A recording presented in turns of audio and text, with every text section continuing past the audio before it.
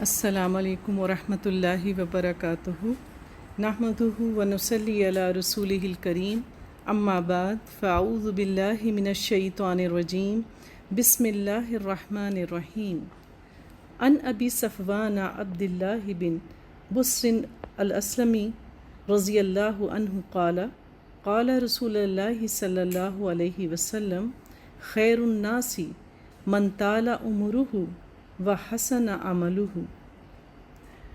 حضرت ابو صفوان عبداللہ بن بصر اسلمی سے روایت ہے کہ رسول اللہ صلی اللہ علیہ وآلہ وسلم نے فرمایا، سب سے بہتر وہ شخص ہے جس کی عمر لمبی ہو اور اس کا عمل اچھا ہو، یعنی وہ شخص خیر کثیر پا گیا جس کو اللہ تعالیٰ نے اس دنیا میں ایمان کے ساتھ لمبی زندگی دی، ورنہ انسان کی زندگی اگر برائیوں میں مبتلا رہ کے گزر رہی ہو اور عمر بھی لمبی ہو تو سوائے گناہوں کے بوجھ اکٹھے کرنے کے اور کوئی فائدہ نہیں ہے اس لمبی زندگی کا۔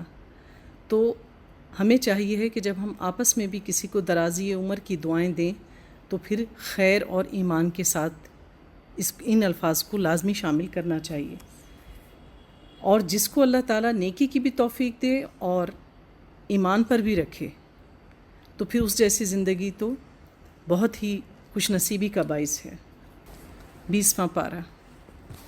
اعوذ باللہ من الشیطان الرجیم، بسم اللہ الرحمن الرحیم۔ أَمَّنْ خَلَقَ السَّمَاوَاتِ وَالْأَرْضَ وَأَنزَلَ لَكُم مِّنَ السَّمَاءِ مَاءً فَأَنبَتْنَا بِهِ حَدَائِقَ ذَاتَ بَهْجَةٍ مَا كَانَ لَكُمْ أَن تُنبِتُوا شَجَرَهَا أَإِلَٰهٌ مَّعَ اللَّهِ بَلْ هُمْ قَوْمٌ يَعْدِلُونَ۔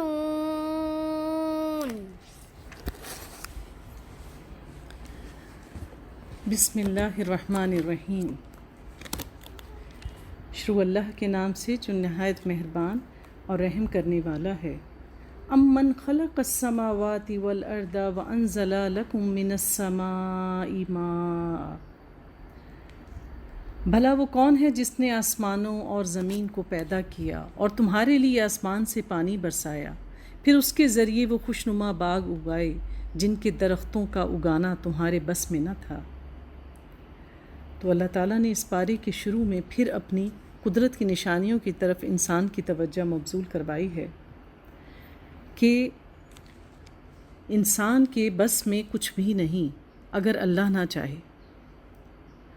اللہ چونکہ مالک ہے، خالق ہے، مدبر ہے، یہ کائنات اللہ تعالیٰ نے ہمارے لیے تسخیر کی ہے، دنیا کی ہر چیز انسان کی خدمت میں لگی ہوئی ہے، تو پھر اللہ تعالیٰ کی عبودیت کا تقاضا ہے، اس کی ربوبیت کا تقاضا ہے، اس کی الوہیت کا تقاضا ہے کہ ہم سب صرف اسی کی عبادت کریں، اس ایک اللہ کو خالص ہو کر اپنے دین کو اس کے لیے خالص کر کر صرف اسی کی عبادت کریں۔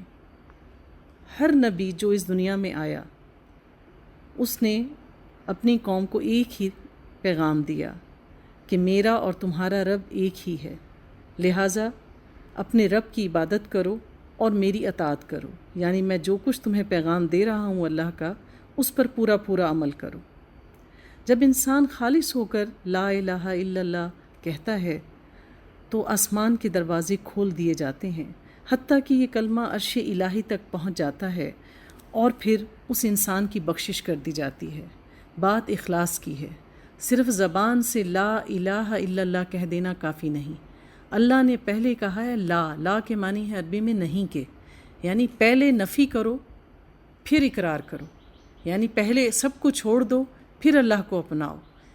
ایک کو اپنا کے بعد میں چھوڑنا بعد میں نہیں چھوڑا جاتا، لہٰذا جو نفس انسان کے ساتھ لگا ہے، جو بری جبلتیں انسان کے ساتھ لگی ہیں، ان سب کا انسان اقرار کرے، اپنے دل کو خالی کرے، کیونکہ جب کوئی چیز ہم نے کسی چیز کے لیے جگہ بنانی ہوتی ہے، کسی اچھی چیز کو کسی خاص جگہ پہ رکھنا ہوتا ہے، تو پہلے ہم اس کو پاک صاف کرتے ہیں، اس کی جگہ بناتے ہیں، پھر اس چیز کو وہاں رکھتے ہیں۔ تو اس لیے اللہ نے پہلے کیا کہا؟ لا الہ، نہیں کوئی الہ الا اللہ، مگر صرف ایک اللہ۔ تو پہلے سب کی نفی کر دو کہ کوئی نہیں، صرف اللہ، کہ میں نے صرف اللہ کو راضی کرنا ہے اور کسی کو راضی نہیں کرنا۔ اللہ کو راضی کرنے کی وجہ سے کوئی اور ناراض ہوتا ہے تو انسان کو اس سے فرق نہیں پڑنا چاہیے، اللہ کی رضا میں راضی رہنا چاہیے۔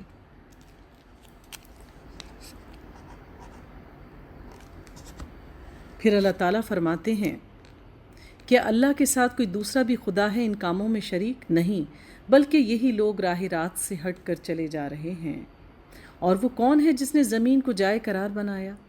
یعنی زمین کو اللہ تعالیٰ نے ہمارے لیے پرسکون کر دیا، اس کو جما دیا ہمارے قدموں تلے، تاکہ انسان اس پہ بے خوف ہو کر چلے اور سکون کے ساتھ اپنی زندگی گزارے، اور اس کے اندر دریا رواں کیے، اور اس میں پہاڑوں کی میخیں گاڑ دیں، اور پانی کے دو ذخیروں کے درمیان پردے حائل کر دیے۔ کیا اللہ کے ساتھ کوئی اور خدا بھی ان کاموں میں شریک ہے؟ نہیں، بلکہ ان میں سے اکثر لوگ نادان ہیں۔ امن یجیب مضطر اذا دعاہ ویکشف السوء ویجعلکم خلفاء الارض، کون ہے جو بے قرار کی دعا سنتا ہے جبکہ وہ اسے پکارے، اور کون اس کی تکلیف رفع کرتا ہے، اور کون ہے جو تمہیں زمین کا خلیفہ بناتا ہے؟ کیا اللہ کے ساتھ کوئی اور خدا یہ کام کرنے والا ہے؟ تم لوگ کم ہی سوچتے ہو۔ تو ہر وہ مشکل جو انسان پہ پڑتی ہے اس کو ٹالنے والا صرف ایک اللہ ہے، اور اللہ سب کی دعائیں سنتا ہے، اور خاص طور پر جو لوگ بے قرار ہو کر پکارتے ہیں، تڑپ کر جو پکار انسان کے منہ سے نکلتی ہے وہ عرش الہی تک پہنچتی ہے، اور اللہ تعالیٰ دکھے دل کی دعا کو بالکل بھی نہیں رد کرتا۔ اس لیے کہتے ہیں کہ مظلوم کی دعا یا بد دعا عرش الہی تک پہنچ کر اس کو ہلا دیتی ہے۔ تو دعاؤں کا سننے والا صرف اللہ ہے، بشرط یہ کہ ہم اس کو خالص ہو کہ صرف اسی کو پکاریں۔ سورہ انفال میں ہے، اللہ تعالیٰ نے سورہ انفال میں یہ آیات نازل کی جب نبی پاک صلی اللہ علیہ وآلہ وسلم نے اللہ سے مدد کے لیے فریاد کی کہ اے نبی، جب تم اللہ سے فریاد کر رہے تھے تو اللہ نے تمہاری فریاد سن لی اور پے در پے فرشتوں کے ذریعے تمہاری مدد کریں گے۔ تو ہمیں کیا ہے کہ ہمیں بھی دعائیں ایک دفعہ نہیں کرنی چاہیے، ہمیں دعا کو بار بار کرنا چاہیے۔ اللہ تعالیٰ بادشاہ ہے، زمین و آسمان کے سارے خزانے اس کی ملکیت ہیں، اور اللہ کو پسند ہے کہ انسان اس سے مانگے اور میں اس کو عطا کروں۔ اس لیے ہمیں نماز کے بعد یا قرآن کی قرأت کے بعد جب ہم دعا کے لیے ہاتھ اٹھاتے ہیں تو ہم نے دعا مختصر نہیں کرنی چاہیے۔ اللہ تعالیٰ کو لمبی دعائیں پسند ہیں، اور دعا بھی عبادت کا جزو ہے، بلکہ یوں کہا جائے کہ دعا عبادت کا مغز ہوتی ہے۔ یہ ایسے ہی ہے کہ کسی نے سارا دن مزدوری کی اور پھر وہ شام کو اپنی اجرت لے، تو اجرت میں انسان کمی کیوں کرے؟ وہ دینے والا بہترین عطا کرتا ہے۔ تو پھر اللہ تعالیٰ انسان کو یہ کہتے ہیں کہ بے قرار ہو کے مانگو، اور جو انسان بے قرار ہو کے مانگے گا تو پھر اللہ تعالیٰ اس کی تکلیف کو دور کر دے گا۔ اور پھر اگر انسان نا امید ہو رہا ہو اور اس سے بوجھ نہ اٹھایا جا رہا ہو کسی پریشانی کا یا تکلیف کا، تو پھر اللہ تعالیٰ انسان کے حالات یکسر ایسے تبدیل کر دیتا ہے، اور پھر اس تکلیف کو انسان کے ذہن سے بھی اس طرح بھلوا دیتا ہے جیسے وہ تکلیف دے زندگی کا جو وقت تھا وہ اس پر کبھی آیا ہی نہیں تھا۔ پھر اللہ فرماتے ہیں امن یہدکم فی ظلمات البر والبحر، اور کون ہے جو خشکی اور سمندر کی تاریکیوں میں تم کو راستہ دکھاتا ہے، اور کون اپنی رحمت کے آگے ہواؤں کو خوشخبری لے کر بھیجتا ہے؟ کیا اللہ کے ساتھ کوئی دوسرا خدا ہے؟ بہت بالا تر ہے اللہ اس شرک سے جو یہ لوگ کر رہے ہیں۔ اور وہ کون ہے جو خلق کی ابتدا کرتا ہے؟ یعنی کوئی بھی چیز جو اس دنیا میں بنی ہے اس کو اللہ نے بنایا ہے، اور اللہ کی بنائی ہوئی چیزوں سے لوگ موٹیویٹ ہو کر بناتے ہیں۔ اگر پینٹر کسی پھول کی، پتے کی، درخت کی پینٹنگ کرتا ہے تو وہ بھی اللہ کی بنائی ہوئی کسی تخلیق سے متاثر ہوتا ہے۔ ڈیزائنرز لباس پر، قالین پر یا کسی بھی جگہ پر بیل بوٹے بناتے ہیں اور مختلف رنگوں کے کمبینیشنز بناتے ہیں، تو وہ بھی اللہ تعالیٰ کی تخلیق کردہ چیزوں سے انسپائر ہوتے ہیں اور پھر اپنے لیے کوئی چیز اس میں سے سلیکٹ کرتے ہیں۔ یہ اللہ ہی ہے جو چیزوں کو عدم سے وجود میں لانے والا ہے۔ پھر اللہ فرماتا ہے اور کون تم کو آسمان اور زمین سے رزق دیتا ہے؟ کہ اللہ کے ساتھ کوئی اور خدا بھی ان کاموں میں حصے دار ہے؟ کہو کہ لاؤ اپنی دلیل اگر تم سچے ہو۔ قُلْ لَا يَعْلَمُ مَنْ فِي السَّمَاوَاتِ وَالْأَرْضِ الْغَيْبَ إِلَّا اللَّهُ وَمَا يَشْعُرُونَ أَيَّانَ يُبْعَثُونَ۔ ان سے کہو اللہ کے سوا آسمانوں اور زمین میں کوئی غیب کا علم نہیں رکھتا، اور وہ تمہارا معبود تو یہ بھی نہیں جانتے کہ کب وہ اٹھائے جائیں گے۔ تو انسان کو دیکھنا چاہیے کہ اس دنیا میں وہ کس کی مان رہا ہے، اپنے نفس کی، اپنے ارد گرد رہنے والوں کی، ان دنیاوی الہوں کی، یا اس نے اپنی پسند ناپسند اپنے رب کے سپرد کر دی۔ تو انسان اس دنیا میں رہتے ہوئے جس سے محبت کرے گا انجام بھی انہی کے ساتھ ہوگا۔ تو ہمیں چاہیے ہے کہ ہم دین والوں کے ساتھ رہیں، حنیف بن کے رہیں اللہ کی خاطر، اور اپنی ہدایت کے لیے اللہ کی کتاب کی طرف رجوع کریں۔ انس رضی اللہ تعالیٰ عنہ فرماتے ہیں کہ جب نبی پاک صلی اللہ علیہ وآلہ وسلم سے ایک صحابی نے پوچھا کہ میں آخرت میں آپ کے ساتھ ہوں گا، یہاں تو ہم آپ سے آ کر مل لیتے ہیں، لیکن جنت میں آپ کا درجہ بہت عالی مقام ہوگا، جبکہ ہمارے اعمال ایسے نہیں کہ ہم آپ کے ساتھ ہوں، تو پھر ہم آپ سے کیسے ملا کریں گے؟ تو نبی پاک صلی اللہ علیہ وآلہ وسلم نے ان صحابی کو جواب دیا کہ تم دنیا میں جن سے محبت کرتے ہو آخرت میں تم انہی کے ساتھ ہوگے۔ تو وہ اس بات پر خوش ہو گئے۔ جب یہ بات حضرت انس رضی اللہ تعالیٰ عنہ نے سنی تو انہوں نے کہا کہ یہ بات سن کر میں اس سے زیادہ کبھی بھی خوش نہیں ہوا تھا کہ تم جنت میں انہی کے ساتھ ہوگے جن سے تم محبت کرتے ہو۔ تم اے اللہ کے نبی، مجھے آپ سے اور حضرت ابوبکر صدیق اور حضرت عمر رضی اللہ تعالیٰ عنہ سے محبت ہے، گو کہ میرے اعمال ان جیسے نہیں ہیں، لیکن مجھے اب امید ہے کہ اللہ تعالیٰ مجھے آخرت میں ان کا ساتھ نصیب فرمائے گا۔ تو یہ ہیں اللہ والے جو اللہ والوں سے محبت کرتے ہیں اور پھر ایسے لوگوں کی محفلیں تلاش کرتے ہیں تاکہ آخرت میں بھی اللہ تعالیٰ ان کو ان کے ساتھ شامل کرے۔ بلکہ آخرت کا تو علم ان لوگوں کو سے گم ہو گیا، بلکہ یہ اس کی طرف شک میں ہیں، بلکہ یہ اس سے اندھے ہیں۔ یہ منکرین کہتے ہیں کیا جب ہمارے ماں باپ مٹی ہو چکے ہوں گے تو ہمیں واقعی قبروں سے نکالا جائے گا؟ لَقَدْ وُعِدْنَا هَٰذَا نَحْنُ وَآبَاؤُنَا مِن قَبْلُ۔ یہ خبریں ہم کو بھی دی گئی ہیں اور پہلے ہمارے آباء و اجداد کو بھی دی جاتی رہی ہیں، مگر یہ بس افسانے ہی افسانے ہیں جو اگلے وقتوں سے سنتے چلے آ رہے ہیں۔ جس کو قرآن کو مشرکین مکہ کیا کہا کرتے تھے؟ اساطیر الاولین، کہ یہ تو پچھلوں کی کہانیاں قصے ہیں، وہی قصے کہانیاں ہیں جو ہم نے یہود و نصارہ سے سنی ہوئی ہیں بائبل اور انجیل میں، وہی قصے کہانی تم ہمیں دوبارہ سے دوبارہ سناتے رہتے ہو۔ کہو ذرا زمین میں چل پھر کر دیکھو کہ مجرموں کا کیا انجام ہوا۔ کون تھے مجرم؟ جنہوں نے اللہ تعالیٰ کی کتابوں کا اور اس کے نبیوں کا انکار کیا۔ وَلَا تَحْزَنْ عَلَيْهِمْ وَلَا تَكُنْ فِي ضَيْقٍ مِّمَّا يَمْكُرُونَ۔ اے نبی ان کے حال پر رنج نہ کرو اور نہ ان کی چالوں پر دل تنگ ہو۔ ایک نبی اللہ کا داعی ہوتا ہے، جب وہ پورے خلوص کے ساتھ بغیر کسی اجرت کے تمام تکلیفوں کو برداشت کر کے لوگوں کو ہدایت کی تعلیم دے اور ان کو دین کی طرف بلائے اور وہ اس کا مذاق اڑائیں، تو پھر کیا ہوتا ہے کہ انسان کا دل دکھتا ہے، انسان کا دل تنگ ہوتا ہے۔ تو جب انسان کا دل تکلیف میں ہوتا ہے، رنج میں ہوتا ہے، تو انسان اس سے اندر ہی اندر گھلتا رہتا ہے۔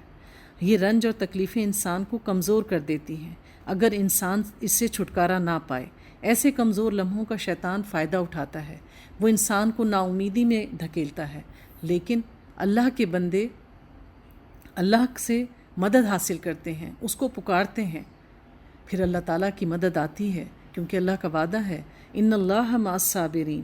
تو بات یہ ہے کہ غم سے نکلنے کا ایک ہی حل ہے کہ جب ہمیں اللہ کی راہ میں کوئی تکلیف اور پریشانی آئے، آزمائش آئے، اور لوگ ہمارے لیے آزمائش بن جائیں، ان کی باتیں ہم سے برداشت نہ ہوں، تو ہم اپنے رب پہ پورا بھروسہ کریں کہ ضرور اللہ تعالیٰ کی مدد آئے گی اور ہمیں اپنا اجر اللہ ہی سے لینا ہے۔ وہ کہتے ہیں کہ یہ دھمکی کم پوری ہوگی اگر تم سچے ہو۔ کہو کیا عجب کہ جس عذاب کے لیے تم جلدی مچا رہے ہو، یعنی جس قیامت کے آنے کا، جس عذاب کے آنے کی تمہیں جلدی ہے اور ہر روز اس کا تقاضا کرتے ہو، اس کا ایک حصہ تمہارے قریب ہی آ لگا ہو۔ کیا پتہ کوئی چھوٹا موٹا عذاب جلد ہی آ جائے۔ حقیقت یہ ہے کہ تیرا رب تو لوگوں پر بڑا فضل فرمانے والا ہے، مگر اکثر لوگ شکر نہیں کرتے۔ بلا شبہ تیرا رب خوب جانتا ہے جو کچھ ان کے سینے اپنے اندر چھپائے ہوئے ہیں اور جو کچھ وہ ظاہر کرتے ہیں۔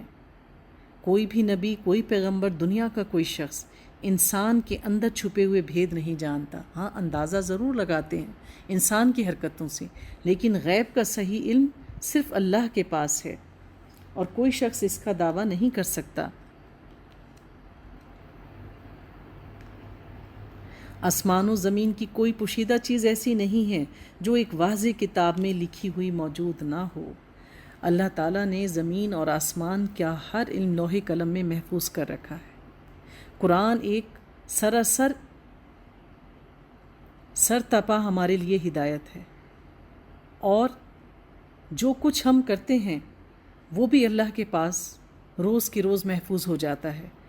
جو یہ منکر نکیر اللہ تعالیٰ نے ہمارے کندھوں پہ بٹھائے ہوئے ہیں، جو دن میں 2 بار تبدیل کیے جاتے ہیں اور یہ ہمارا نامہ اعمال اللہ کے پاس لے کے جاتے ہیں، تو اللہ تعالیٰ ان چیزوں کو بھی، ان تمام حساب کتاب کو بھی جمع کیے جا رہا ہے، اور ایک وقت آئے گا کہ اللہ تعالیٰ ان سب کو ہمارے سامنے کھول کے رکھ دے گا۔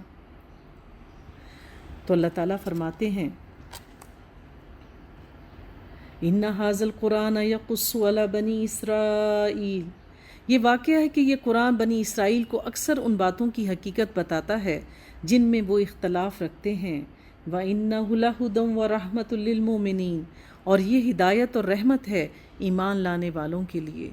یعنی اللہ تعالیٰ نے قرآن کو ہدایت اور رحمت کا ذریعہ بنایا، یعنی اس سے انسان اپنے لیے ہدایت لے، گائیڈ لائن لے، اور جو اس کے مطابق زندگی گزارے گا تو پھر اس پر وہ اللہ تعالیٰ کی رحمت کے سائے میں آ جائے گا۔ لیکن ایمان والے اس کو غور سے پڑھتے ہیں تاکہ وہ اپنے عمل کو درست کر سکیں، اللہ تعالیٰ کے احکامات کو جان سکیں اور اس کے مطابق اپنی زندگی گزار سکیں۔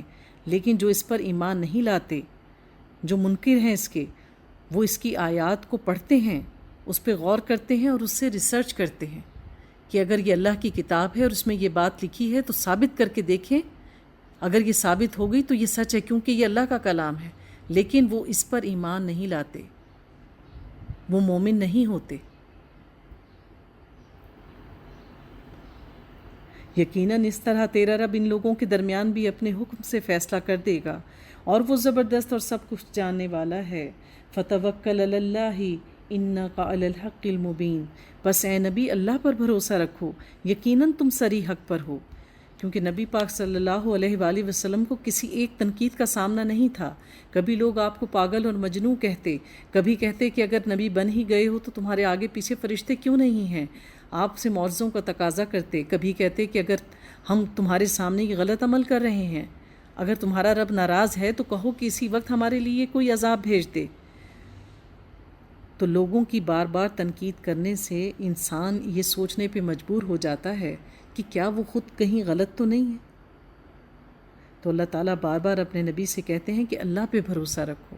تو ایمان والوں کو بھی چاہیے ہے کہ چاہے ساری دنیا آپ کے مخالف ہو جائے، انسان نے اگر وہ بات قرآن میں پڑھ لی ہے، حدیث میں دیکھ لی ہے، نبی کی سنت کے مطابق ہے، تو پھر وہ لوگوں کے کہنے یا ان کی الٹی سیدھی باتوں کی وجہ سے، ان کے اعتراضات کی وجہ سے اپنا صحیح عمل ہرگز نہ چھوڑیں، اور اللہ پر توکل کریں اور اللہ سے امید رکھیں۔ کیونکہ یہ دنیا کی زندگی چند روزہ ہے، یہ گزر ہی جائے گی۔ تم مردوں کو نہیں سنا سکتے، یعنی جن کے دل زندہ نہیں ہیں، اللہ کہتا ہے وہ لوگ مردہ ہیں۔ جس دل میں اللہ کا نور نہیں ہے وہ دل مردہ ہے۔ نہ ان بہروں تک اپنی پکار پہنچا سکتے ہو جو پیٹھ پھیر کر بھاگے جا رہے ہیں، اور نہ اندھوں کو راستہ بتا سکتے ہو اور نہ بھٹکنے سے بچا سکتے ہو۔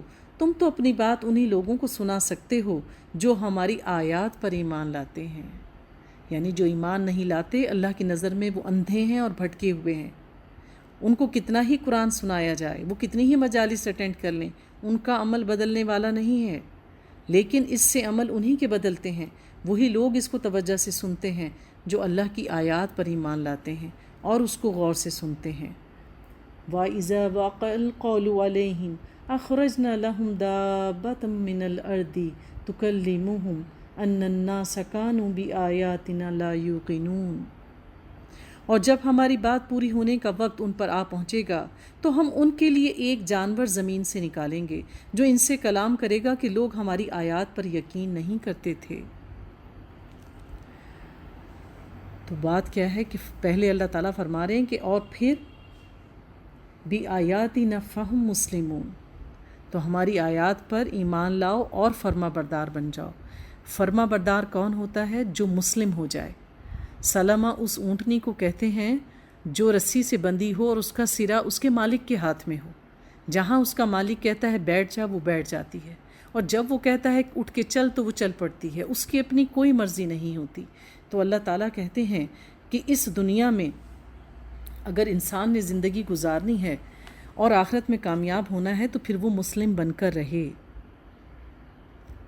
اور جو مسلمانوں پر اللہ تعالیٰ نے فرض عائد کیا ہے کہ جب تک انبیاء آتے رہے اللہ تعالیٰ کے دین کا کام ان کے ذمے تھا، لیکن جب خاتم النبیین صلی اللہ علیہ وآلہ وسلم اس دنیا سے چلے گئے تو اس امت پر اللہ تعالیٰ نے یہ فرض عائد کر دیا کہ ہر دور میں اس میں سے ایک جماعت نکلے گی جو امر بالمعروف اور نہی عن المنکر کا کام کرے گی۔ لیکن اگر تم لوگ غافل ہو گئے اپنے اس فرض سے تو پھر جب ہماری بات پوری ہونے کا وقت آ پہنچے گا تو ہم ان کے لیے ایک جانور زمین سے نکالیں گے، یعنی جب قیامت آنے والی ہوگی تو دعوت الارض آئے گا۔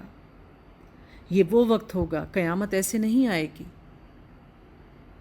جب زمین میں فحاشی پھیل جائے گی، کھلے عام زنا ہوگا اور دل ایمان سے خالی ہو جائیں گے، تو پھر قیامت قریب آ لگے گی۔ اس کی ایک نشانی کیا ہوگی کہ سورج مغرب سے طلوع ہوگا۔ جس دن سورج مغرب سے طلوع ہوگا اسی دن دعوت الارض زمین سے نکلے گا، اور پھر اس کی طرح کی چیزیں، جس طرح کی وہ مخلوق ہوگی اس طرح سے پھر اس سے کئی، جس طرح حضرت آدم سے ہماری نسل پھیلی اس سے اس کی نسل پھیل جائے گی، اور پھر اللہ تعالیٰ ان سے اپنی دین کے کام لے گا، وہ لوگوں کو ہدایت کی طرف بلائیں گے۔ یعنی یہ ایسے ہی نکلے گا جیسے اللہ تعالیٰ نے قوم سمود کے لیے پہاڑ سے اونٹنی نکال دی تھی، بڑا، چھوٹا جانور نہیں، بڑا جانور نکلے گا۔ تو اللہ تعالیٰ اس آیت کے ذریعے ہمیں یہ بھی جتانا چاہ رہے ہیں کہ اے مومن، اے انسان، اپنے فرض کو پہچان۔ اللہ تعالیٰ جس سے چاہتا ہے جو کام لینا وہ لے لیتا ہے۔ اگر انسان اپنے فرائض پورے نہیں کرتا یا انسان کسی چیز کا حق ادا نہیں کرتا تو اللہ تعالیٰ وہ چیز لے کے اس سے کسی اور کو دے دیتا ہے۔ جب انسان اپنا یہ فریضہ پورا کرنا چھوڑ دیں گے تو اللہ تعالیٰ اس ہدایت کا کام اس جانور سے لے گا۔ پھر اللہ فرماتے ہیں اور ذرا تصور کرو اس دن کا جب ہم ہر امت میں سے ایک فوج کی فوج ان لوگوں کو گھیر لائیں گے جو ہماری آیات کو جھٹلایا کرتے تھے، پھر ان کو ان کی اقسام کے لحاظ سے درجہ بدرجہ مرتب کیا جائے گا، یعنی لوگوں کو ان کی قسموں کے حساب سے صف بندی کر دی جائے گی قیامت کے دن۔ نمازی ایک جگہ ہوں گے، منکر ایک جگہ ہوں گے، صدقہ دینے والے ایک جگہ ہوں گے، شہداء کی ایک لائن ہوگی، انبیاء کی ایک لائن ہوگی، صدیقین ایک جگہ پر ہوں گے، زنا کرنے والے ایک جگہ پر ہوں گے، سب اپنے اپنے لائن پر ہوں گے، اور پھر ان کا سردار جس نے ان کو اس طرف دھکیلا وہ سب سے آگے کھڑا ہوا ہوگا، نمائندگی کر رہا ہوگا، جس کے ہاتھ میں جھنڈا ہوگا، علامت ہوگی کہ میرے پیچھے اس طرح کے لوگ کھڑے ہیں۔ یہاں تک کہ جب سب آ جائیں گے تو ان کا رب ان سے پوچھے گا کہ تم نے میری آیات کو جھٹلا دیا، حالانکہ تم نے ان کا علمی احاطہ نہ کیا تھا، یعنی تم نے تو اب میرے نبیوں کی باتیں سنی ہی نہیں، تم نے تو قرآن کو سمجھ کے پڑھا ہی نہیں، جانا ہی نہیں کہ حکم کیا ہے اصل میں، اور اس پر عمل کرنے سے انکار کر دیا۔ اگر یہ نہیں تو اور تم کیا کر رہے تھے؟ اور ان کے ظلم کی وجہ سے عذاب کا وعدہ ان پر پورا ہو جائے گا، تب وہ کچھ بھی نہ بول سکیں گے۔ أَلَمْ يَرَوْا أَنَّا جَعَلْنَا اللَّيْلَ لِيَسْكُنُوا فِيهِ وَالنَّهَارَ مُبْصِرًا، کیا ان کو سجھائی نہ دیتا کہ ہم نے رات ان کے لیے سکون حاصل کرنے کو بنائی تھی اور دن کو روشن کیا تھا؟ اس میں بہت سی نشانیاں تھیں ان لوگوں کے لیے جو ایمان لاتے۔ یعنی اللہ ایک مثال دے رہے ہیں کہ ہم نے تو ہر چیز کو حق کے ساتھ بنایا تھا، مثال کے طور پر کہ ہم نے رات بنائی تھی کہ تم اس میں آرام کرو، اور ہم نے دن بنایا تھا کہ اس میں کام کرو، کیا تم نے ایسا کیا؟ لوگ سارا سارا دن سوتے ہیں اور راتوں کو جاگتے ہیں، اور دیکھا گیا ہے کہ راتوں میں اکثر وہ کام ہوتے ہیں جن میں اللہ کی حکم عدولی کی جاتی ہے۔ تو بات یہ ہے کہ یہ لوگ یعنی انسان جو بھی کوئی عمل کرتا ہے وہ عمل اس کے اندر ایک نشانی چھوڑ کے جاتا ہے۔ ہمارے دل کی کیفیت، ہمارا کھانا، ہمارا عمل، اس کی نشانیاں ہمارے باہر بھی نظر آنا شروع ہو جاتی ہیں۔ کچھ لوگ ہیں، آپ نے دیکھا ہوگا کہ وہ ہمیں کچھ کہتے نہیں ہیں، اگر کچھ فاصلے پر بیٹھے ہوں تو تھوڑی دیر بعد لگتا ہے کہ ہمیں ان سے الجھن ہو رہی ہے اور ہمیں عجیب سی بے چینی کی کیفیت پیدا ہو جاتی ہے، اور ہم کہتے ہیں کہ پتہ نہیں کیوں یہ شخص مجھے کچھ عجیب سا لگ رہا ہے۔ کیوں عجیب سا لگ رہا ہوتا ہے؟ اس نے تو ہمیں کچھ بھی نہیں کہا۔ تو ہر نیکی اور بدی اپنا ایک اثر رکھتی ہے۔ اسی طرح جب یہ دعوت الارض نکلے گا تو وہ لوگ جو منکرین حق ہوں گے ان کے چہروں کے اوپر ایک نشان لگا دے گا۔ حضرت امامہ رضی اللہ تعالیٰ عنہ نے فرمایا کہ نبی پاک صلی اللہ علیہ وآلہ وسلم نے فرمایا کہ جب دعوت الارض کا خروج ہوگا تو وہ لوگوں کے چہرے پہ نشان لگا دے گا، حتیٰ کہ کوئی شخص اونٹ خریدے گا، اس سے کوئی دوسرا شخص پوچھے گا کہ تم نے یہ اونٹ کس سے خریدا؟ تو وہ کہے گا اس شخص سے جس کے منہ پر نشان تھا۔ تو اس سے اندازہ ہوتا ہے کہ ان لوگوں کے چہروں پر نشان لگا دیے جائیں گے، اور پھر اگر وہ ایمان لانا بھی چاہیں گے تو ایمان نہیں لائیں گے، کیونکہ جب قیامت کی نشانیاں واضح ہو جائیں گی تو پھر ایمان لانے والوں کا فائدہ ایمان والوں کا ایمان لانا فائدہ نہیں دے گا۔ اور کیا گزرے گی اس روز جب سور پھونکا جائے گا اور ہول کھا جائیں گے وہ سب جو آسمانوں اور زمین میں ہیں۔ قیامت کا دن، حضرت اسرافیل علیہ السلام جب سے یہ دنیا بنی ہے نفخ میں سر دے کے کھڑے ہیں کہ کب اس میں سور پھونکا جائے، اور جب اللہ کا اذن ہوگا تو وہ نفخ میں سور پھونک دیں گے۔ جب پہلا سور پھونکا جائے گا تو یہ دنیا کی تمام تخلیقات ختم ہو جائیں گی، سب کچھ ختم ہو جائے گا۔ سب انسان جو سانس لے رہے ہیں، ہر زندہ ہونے والی چیز جو زندہ ہے اس میں، وہ سب مر جائیں گے، کوئی ذی روح باقی نہیں بچے گا، اور پھر اللہ تعالیٰ اس تمام دنیا کو تلپٹ کر دیں گے اور ہول کھا جائیں گے وہ سب جو آسمانوں اور زمین میں ہیں۔ ڈگمگا جائے گے آسمان اور زمین، فرشتے نیچے اتر جائیں گے اور آسمان پھٹ جائے گا، قبریں پھٹ جائیں گی اور سب کچھ الٹ پلٹ ہو جائے گا، سوائے ان لوگوں کے جنہیں اللہ ہول سے بچانا چاہے گا۔ جیسے اللہ تعالیٰ نے حضرت یحییٰ کے بارے میں بشارت دی کہ انہیں نہ پیدا ہوتے ہوئے خوف ہوگا، نہ قبر میں جاتے ہوئے، اور نہ قیامت کے دن اٹھتے ہوئے۔ اسی طرح حضرت عیسیٰ علیہ السلام کو بھی اس چیز کی بشارت دی گئی۔ اور پھر ہر وہ نیک شخص جو اس دنیا میں اللہ پر ایمان لایا، اس نے شرک نہ کیا اور قرآن اور سنت کے مطابق اپنی زندگی گزاری، ایسے تمام لوگ اس دن کی ہولناکی سے محفوظ رہیں گے، سوائے ان لوگوں کے جنہیں اللہ ہول سے بچانا چاہے گا، اور سب کان دبائے اس کے حضور حاضر ہو جائیں گے۔ اتنا سخت دن ہوگا کہ سب لوگوں کی بولتی بند ہو جائے گی، زبان اٹھ نہیں سکے گی، آنکھیں پھٹی کی پھٹی رہ جائیں گی، اور سب کان دبائے اس کے حضور حاضر ہو جائیں گے۔ آج تو پہاڑوں کو دیکھتا ہے اور سمجھتا ہے کہ خوب جمے ہوئے ہیں، مگر اس وقت یہ بادلوں کی طرح اڑے ہوئے ہوں گے۔ کل اہن المنفوش، یہ اللہ کی قدرت کا کرشمہ ہوگا جس نے ہر چیز کو حکمت کے ساتھ استوار کیا ہے اور خوب جانتا ہے کہ تم لوگ کیا کرتے ہو۔ تو بات یہ ہے کہ اللہ تعالیٰ انسان کے ہر عمل سے واقف ہے، کس نے اچھا کیا اور کس نے برا۔ برائی کرنے والے اس دن پچھتائیں گے، اور جنہوں نے اس دنیا میں رہ کر نیکیاں کمائیں وہ ان کو نہ کوئی خوف ہوگا اور نہ غم ہوں گے۔ فَلَهُمْ يَحْزَنُونَ، وہ ہرگز غمزدہ نہیں ہوں گے۔ الَّذِينَ آمَنُوا وَعَمِلُوا الصَّالِحَاتِ فَلَهُمْ أَجْرٌ غَيْرُ مَمْنُونٍ، ان کے لیے اجر ہے، ان کے لیے بدلہ ہے نہ ختم ہونے والا۔ نبی پاک نے فرمایا کہ جس نے بھائی کے راستے سے تکلیف دہ چیز ہٹا دی تو اللہ ایک نیکی اس کے لیے لکھ دیتا ہے، اور وہی نیکی اس انسان کو جنت میں لے جائے گی۔ تو کسی بھی برائی کو چھوٹا سمجھ کے نہ کریں، وہ ایک برائی انسان کو جہنم کی طرف لے کے جا سکتی ہے، اور اسی طرح ہر چھوٹی سے چھوٹی اور بڑی سے بڑی نیکی کو فاستبقوا الخیرات بڑھ کر کرنے کی کوشش کریں۔ حریص ہو جائیں اس کے لیے. ہمیں نہیں معلوم کہ کس نیکی کے بدلے ہم بخشے جائیں گے، کیونکہ اللہ جانتا ہے، اللہ سب کچھ دیکھ رہا ہے. رائی کے برابر بھی، رائی کے دانے کے برابر بھی کوئی بھی نیک عمل اور کوئی بھی برا عمل اللہ کی نظر سے پوشیدہ نہیں ہے، اور ہمیں نہیں معلوم کہ اللہ کس کے بدلے ہمیں بخش دے گا. من جاء بالحسنات فلاح خیر منہا، جو شخص بھلائی لے کر آئے گا اس سے زیادہ بہتر صلہ ملے گا. بات یہ ہے کہ انسان تھوڑی سی بھی بھلائی کرتا ہے تو اللہ تعالیٰ اس کے بدلے اس کو بہت زیادہ اجر دیتا ہے.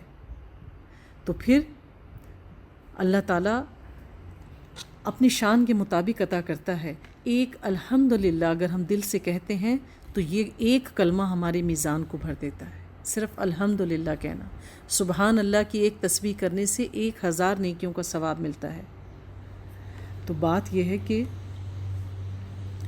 ہمیں نیکیوں میں جلدی کرنی چاہیے. یہ زندگی بہت تھوڑی ہے اور اللہ کی جنت بہت بہترین ہے، اور اس طرح اس کا پیمانہ بھی بہت بڑا ہے. یہ ہمیں اللہ کی رحمت سے ملے گی اور اپنی کوششوں سے ملے گی اور اخلاص کی وجہ سے ملے گی.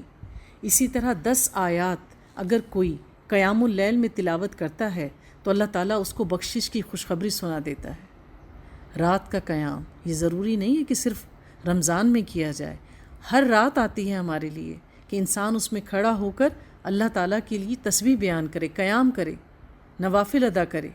یعنی 10 آیات قیام اللیل میں کرنا، صرف 10 آیات، تو اللہ تعالیٰ اس کو جنت کی خوشخبری دیتے ہیں. تو کیا ہی خوبصورت قیام ہوگا کہ اگر انسان اس کو صحیح تجوید سے بھی پڑھے، سمجھ کے بھی پڑھ رہا ہو، اللہ کی محبت میں پڑھ رہا ہو، بغیر ریاکاری کے پڑھ رہا ہو.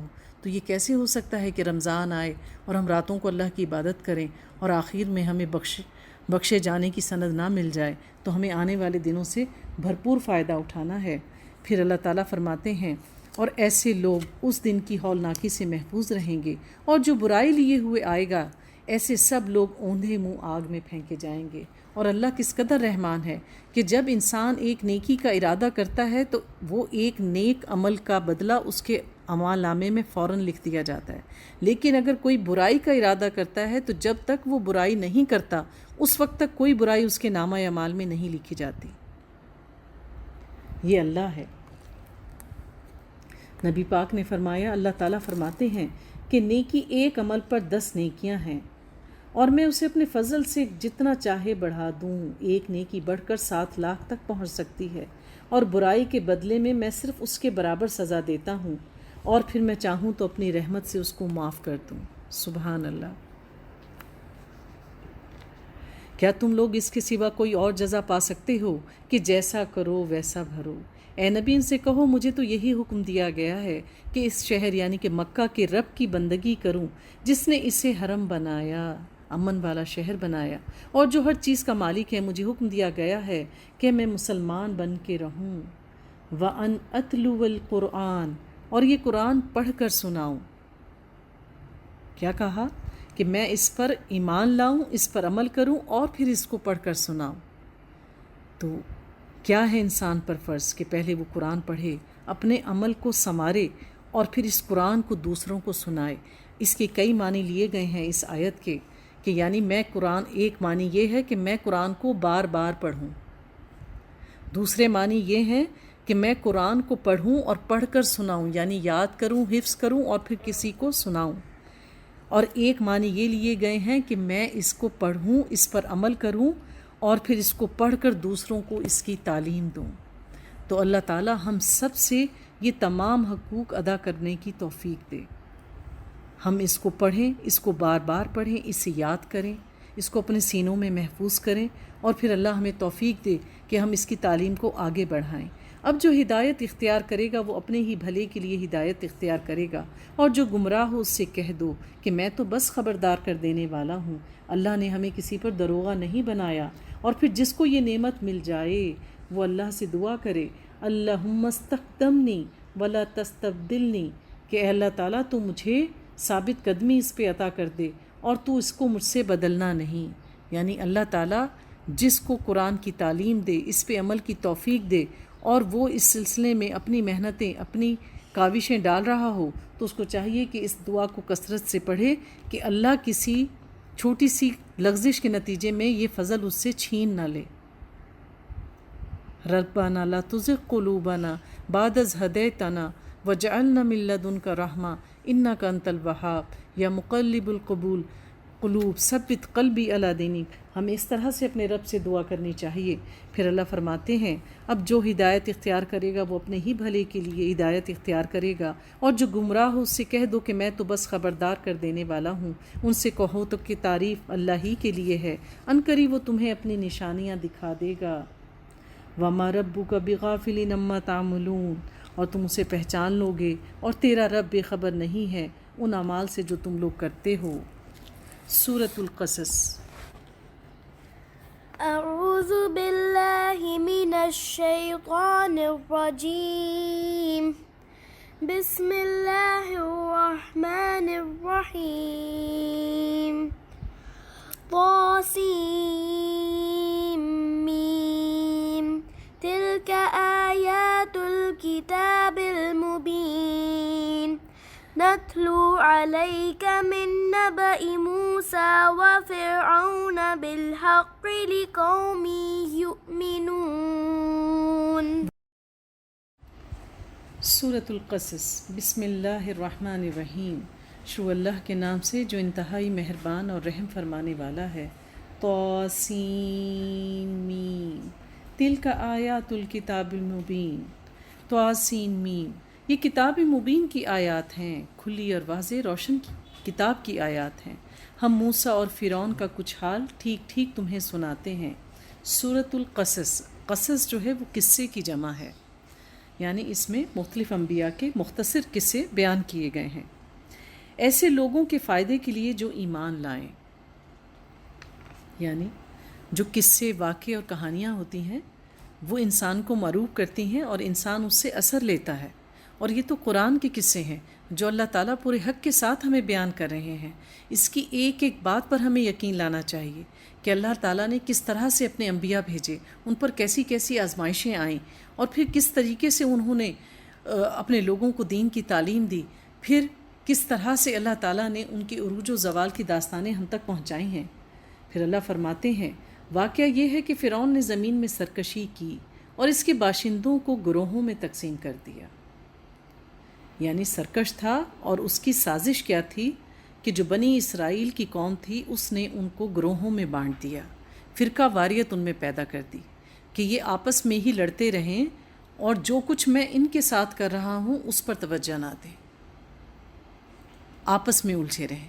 دشمن کی ہمیشہ سے یہ چال رہی ہے کہ جب کبھی مسلمان متحد ہوتے ہیں تو کہیں نہ کہیں سے کوئی فتنہ ان کے باہم کھڑا کر دیا جاتا ہے، تو اس نے بھی یہی طریقہ اختیار کیا۔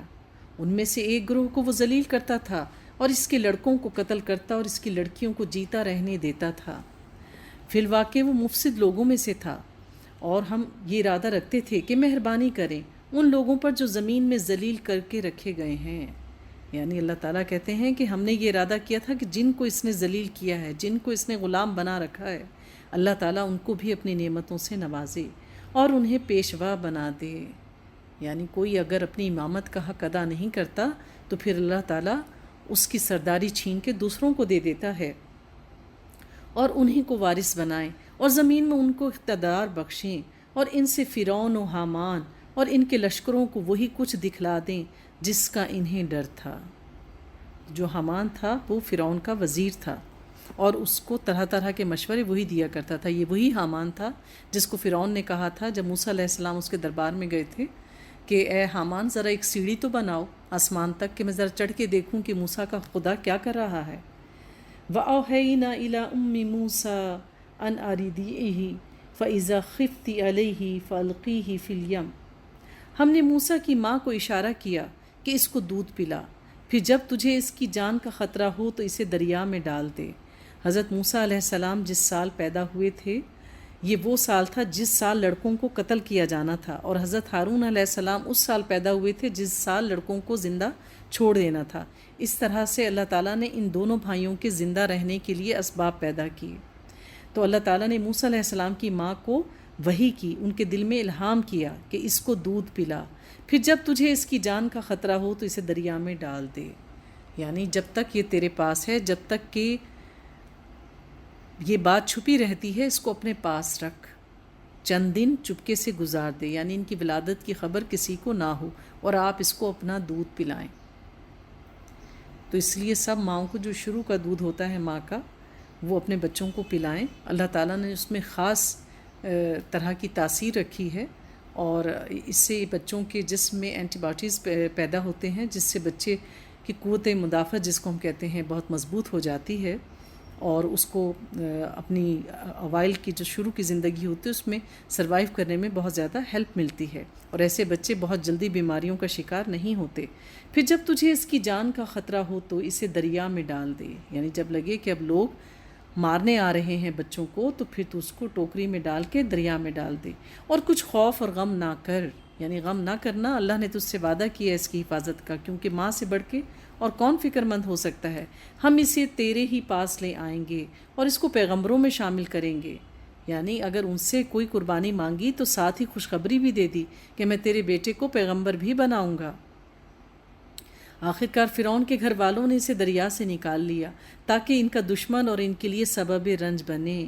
واقعی فرعون اور حامان اور ان کے لشکر اپنی تدبیریں بڑے غلط کار تھے۔ پھر کیا ہوا؟ وَقَالَتِ امْرَأَتُ فِرْعَوْنَ قُرَّةُ عَيْنٍ لِّي وَلَكَ، یعنی فرعون کی بیوی نے فرعون سے کہا کہ یہ میرے اور تیرے لیے آنکھوں کی ٹھنڈک ہے، اسے قتل نہ کرو۔ جب وہ بچہ بہتا ہوا فرعون کے محل کے باہر چلا گیا تو اس کے لوگ جو تھے دربار کے، وہ اس کو اس میں سے نکال کر لے آئے کہ یہ بچہ ہمیں ملا ہے، اور جب فرعون کی بیوی کی نظر اس پر پڑی تو وہ ان کو بہت ہی پیارا لگا۔ اللہ تعالیٰ نے اپنے اذن سے حضرت موسیٰ علیہ السلام کے چہرے میں ایسی حلاوت پیدا کر دی تھی کہ جو کوئی ان پر نظر ڈالتا تھا اس سے ان کو پیار ہو جاتا تھا۔ ایسا ہی ہوا کہ جب آسیہ نے اس پر نظر ڈالی تو وہ کہنے لگی کہ یہ بچہ بہت پیارا ہے، کیوں نہ ہم اس کو اپنے پاس رکھ لیں، کیونکہ اللہ نے ہمیں اولاد نہیں دی، اس طرح سے ہماری آنکھیں بھی ٹھنڈی ہو جائیں گی۔ اسے قتل نہ کرو، کیا جب کہ یہ ہمارے لیے فائدہ مند ثابت ہو اور اس کو ہم اپنا ہی بیٹا بنا لیں۔ اور وہ انجام سے بے خبر تھے۔ ادھر موسیٰ کی ماں کا دل اڑا جا رہا تھا۔ اب ڈال تو دیا تھا، بے شک اللہ نے وعدہ بھی کیا تھا، لیکن ماں تھیں، پھر بھی پریشان ہو رہی تھیں۔ وہ اس کا راز فاش کر بیٹھتی، یعنی کہیں ایسا نہیں تھا کہ اگر زیادہ دیر تک اس کو اپنے بچے کی خبر نہ ملتی یا بچہ اس کے پاس نہ آتا تو ایسا کہیں ہو ہی نہ جاتا کہ وہ اپنے منہ سے یہ بات اگل دیتی، اگر ہم اس کی ڈھارس نہ بندھا دیتے تاکہ وہ ہمارے وعدے پر ایمان لائے۔ تو بات یہ ہے کہ اللہ تعالیٰ کے وعدوں پر ایمان لانا چاہیے، اور جب ہم اللہ کا ذکر کرتے ہیں، اللہ کی تسبیح کرتے ہیں، اپنی مشکل میں صلاۃ الحاجات پڑھتے ہیں تو ہمارے دل کو سکون آ جاتا ہے۔ پھر ہم نے ان آیات میں یہ بھی دیکھا کہ فرعون کس قدر جابر تھا، لیکن ان کی جو بیوی تھی اس نے ان کو اپنی ایک رائے پیش کی کہ اس بچے کو ہم رکھ لیتے ہیں، اور ہو سکتا ہے ہم اس کو بیٹا بنا لیں، ہو سکتا ہے کہ ہمارے لیے فائدے مند ہو۔ تو اگر کوئی اچھی بات انسان کے ذہن میں آئے تو اس کو کہہ دینا چاہیے، کیونکہ کبھی کبھی کی بات انسان پر اثر کر جاتی ہے۔ تو اور اگر انسان کا مقصد بڑا ہو تو ایسی بات کو وقتاً فوقتاً کہتے رہنا چاہیے، موقع کی مناسبت سے۔ انسان پھر کسی وقت میں کامیاب ہو ہی جاتا ہے۔ اور پھر عقل مند وہ لوگ ہوتے ہیں جو موقع کی مناسبت سے بات کرتے ہیں۔ ادھر موسیٰ کی ماں کا دل پریشان تھا۔ ایمان لانے والوں، اگر ہم اس کی ڈھارس نہ بتا دیتے تاکہ وہ ہمارے وعدے پر ایمان لانے والوں میں سے ہو۔ اس نے بچے کی بہن سے کہا اس کے پیچھے پیچھے جا۔ ماں تھی تو بہن کو کہا کہ دیکھتی رہو کہ کہیں یہ ٹوکری جو ہے وہ پانی میں ڈوب ہی نہ جائے، اس کا دھیان رکھو۔ چنانچہ وہ الگ سے ہو کے اس طرح دیکھتی رہی کہ دشمنوں کو اس کا پتہ نہ چلے، یعنی وہ دور دور سے اس کو نگرانی کرتی رہی۔ اور ہم نے بچے کو پہلے ہی دودھ پلانے والیوں کی چھاتیاں حرام کر رکھی تھیں۔ یہ حالت دیکھ کر اس لڑکی نے ان سے کہا میں تمہیں ایسے گھر کا پتہ بتاؤں جس کے لوگ اس کی پرورش کا ذمہ لیں اور خیر خواہی کے ساتھ اس کو رکھ لیں۔ اب ہوا کیا کہ جب وہ بچہ دربار میں پہنچا، ظاہر چھوٹا بچہ اس کو بار بار بھوک لگتی ہے، جو چند دن کے بچے ہوتے ہیں، تو وہ بچہ رونے لگ گیا۔ تو محل میں جتنی بھی خادمائیں ملازمائیں موجود تھیں ہر ایک کو بلایا گیا کہ وہ اس کو فیڈ کروائیں، لیکن اس بچے نے ان سب کے دودھ پینے سے انکار کر دیا، یعنی دودھ نہیں پیا ان سب سے۔ تو وہ بچی چلتے چلتے محل کے پاس رک گئی، اور جب اس نے دیکھا کہ وہ پریشان ہو کے دیکھ رہے ہیں کہ اب کون عورت اس کو دودھ پلائے، تو اس نے کہا کہ میں ایک ایسی عورت کو جانتی ہوں جو اس کو دودھ پلا سکتی ہے، یعنی اپنی ماں کے بارے میں بات کی۔ یوں اللہ تعالیٰ نے سبب بنایا حضرت موسیٰ علیہ السلام کے لیے۔ فَرَدَدْنَاهُ إِلَىٰ أُمِّهِ كَتَقَرَّ عَيْنُهَا وَلَا تَحْزَنَ وَلِتَعْلَمَ أَنَّ وَعْدَ اللَّهِ حَقٌّ وَلَكِنَّ أَكْثَرَهُمْ لَا يَعْلَمُونَ۔ اس طرح ہم موسیٰ کو اس کی ماں کے پاس پلٹا لائے تاکہ اس کی آنکھیں ٹھنڈی ہوں اور وہ غمگین نہ ہو اور جان لے کہ اللہ کا وعدہ سچا تھا۔ پھر موسیٰ علیہ السلام کی والدہ وہاں گئیں اور انہوں نے ان کو دودھ پلایا، وہ خاموش ہو گئے۔ تو اس پر فرعون کی بیوی نے کہا کہ ٹھیک ہے، تم اپنے بچوں کو لے کے تم یہاں آ جاؤ اور ہمارے پاس ہی رہو اور اس بچے کو دودھ پلاؤ۔ تو انہوں نے کہا کہ نہیں، میرے پاس گھریلو ذمہ داریاں ہیں، یہ میں ہرگز نہیں کر سکتی۔ ہاں یہ ضرور ہے کہ اس بچے کو میں اپنے پاس رکھ کے دودھ پلا سکتی ہوں۔ یوں اس طرح سے اللہ تعالیٰ نے حضرت موسیٰ علیہ السلام کو واپس ان کی ماں کے پاس ہی لوٹا دیا۔ جب موسیٰ اپنی پوری جوانی کو پہنچ گیا اور اس کی نشو و نما مکمل ہو گئی تو ہم نے اسے حکم اور علم عطا کیا۔ حکم عطا کیا یعنی نبوت دی، اور علم عطا کیا۔ ہم نیک لوگوں کو ایسی ہی جزا دیتے ہیں۔ ایک روز وہ شہر میں اس وقت داخل ہوا جب کہ اہل شہر غفلت میں تھے۔ وہاں اس نے دیکھا کہ 2 آدمی لڑ رہے ہیں، ایک اس کی اپنی قوم کا اور دوسرا اس کی دشمن قوم سے تعلق رکھتا تھا۔ اس کی قوم کے آدمی نے دشمن قوم والے کے خلاف اسے مدد کے لیے پکارا، کہا کہ یہ میرے ساتھ زیادتی کر رہا ہے، موسیٰ دیکھو۔ وہ چونکہ دشمن قوم کا بندہ تھا تو آپ اس کی مدد کے لیے لپکے۔ موسیٰ نے اس کو ایک گھونسا مارا اور اس کا کام تمام کر دیا، یعنی آپ نے ایک مکہ مارا تھا پر یہ ارادہ نہیں تھا کہ یہ اس سے مر جائے گا، لیکن وہ شخص فوت ہو گیا۔ موسیٰ نے کہا یہ شیطان کی کار فرمائی ہے، وہ سخت دشمن اور کھلا گمراہ کن کرنے والا ہے۔ پھر آپ نے فرمایا ربی انی ظلمت نفسی فاغفر لی فغفر لہ۔ پھر کہ انہوں نے اپنے رب سے دعا کی کہ اے میرے رب میں نے اپنے نفس پر ظلم کر ڈالا۔ اللہ کے ہونے والے نبی تھے، اللہ کے نیک بندے تھے، اس لیے اپنی غلطی کا فوراً احساس ہو گیا کہ بے شک دشمن تھا لیکن اس کی بھی جان لینے کا مجھے حق نہیں تھا، اس لیے اپنے رب سے فوراً دعا کی۔ ابلیس خدا کا نافرمان تھا، متکبر تھا، بھٹکا ہوا تھا، اس لیے اس نے اللہ تعالیٰ سے معافی نہیں مانگی تھی، تو میری مغفرت فرما دے۔ چنانچہ اللہ نے ان کی مغفرت فرما دی۔ انہ هو الغفور الرحیم، اور اللہ بڑا غفور الرحیم ہے۔ موسیٰ نے عہد کیا کہ اے میرے رب، یہ احسان جو تو نے مجھ پر کیا ہے اس کے بعد اب میں کبھی مجرموں کا مددگار نہیں بنوں گا، اور آئندہ کے لیے بھی توبہ کی۔ ہمیں بھی اللہ سے ایسی ہی معافی مانگنی چاہیے۔ اگر ہم سے کوئی چھوٹا موٹا گناہ سرزد ہو جائے، غلطی ہو جائے، تو اللہ تعالیٰ سے گڑ گڑا کے دعا مانگیں اور پھر آئندہ کے لیے بھی توبہ کریں کہ آئندہ میں ایسا ہرگز نہیں کروں گا۔ اور پھر غلطی ہونے پر انسان کو کیا کرنا چاہیے کہ انسان استغفار کی کثرت کرے۔ استغفار کرنے سے انسان کے گناہ دھل جاتے ہیں، اور استغفار کی برکات سے اللہ تعالیٰ ہمیں ہر مشکل سے نکالتا ہے۔ تو جتنے بھی اللہ کے نیک لوگ ہیں وہ غلطی ہونے پر استغفار کرنے میں، اللہ سے توبہ طلب کرنے میں جلدی کرتے ہیں۔ اے میرے رب، یہ احسان جو تو نے مجھ پر کیا ہے اس کے بعد اب میں کبھی مجرموں کا مددگار نہیں بنوں گا۔ دوسرے روز وہ صبح سویرے ڈرتا اور ہر طرف سے خطرہ بھانپتا ہوا شہر میں جا رہا تھا کہ یکایک کیا دیکھتا ہے کہ وہی شخص جس نے کل اسے مدد کے لیے پکارا تھا آج پھر اسے پکار رہا ہے۔ دوبارہ وہ پھر کسی سے جھگڑ رہا ہے اور پھر موسیٰ علیہ السلام کو دوبارہ بلا رہا ہے۔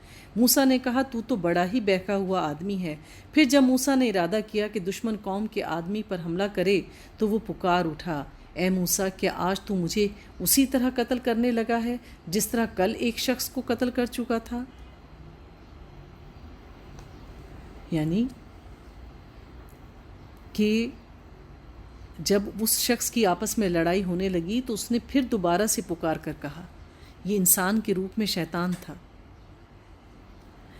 تو اس ملک میں جبار بن کر رہنا چاہتا ہے، اصلاح کرنا نہیں چاہتا۔ اس کے بعد ایک آدمی شہر کے پرلے سرے سے دوڑتا ہوا آیا اور بولا، یا موسیٰ ان الملأ یأتمرون بک لیقتلوک فاخرج انی لک من الناصحین۔ تو وہ شخص دوڑتا ہوا آیا اور بولا، موسیٰ، سرداروں میں تیرے قتل کے مشورے ہو رہے ہیں، یہاں سے نکل جا، میں تیری بھلائی چاہنے والا ہوں۔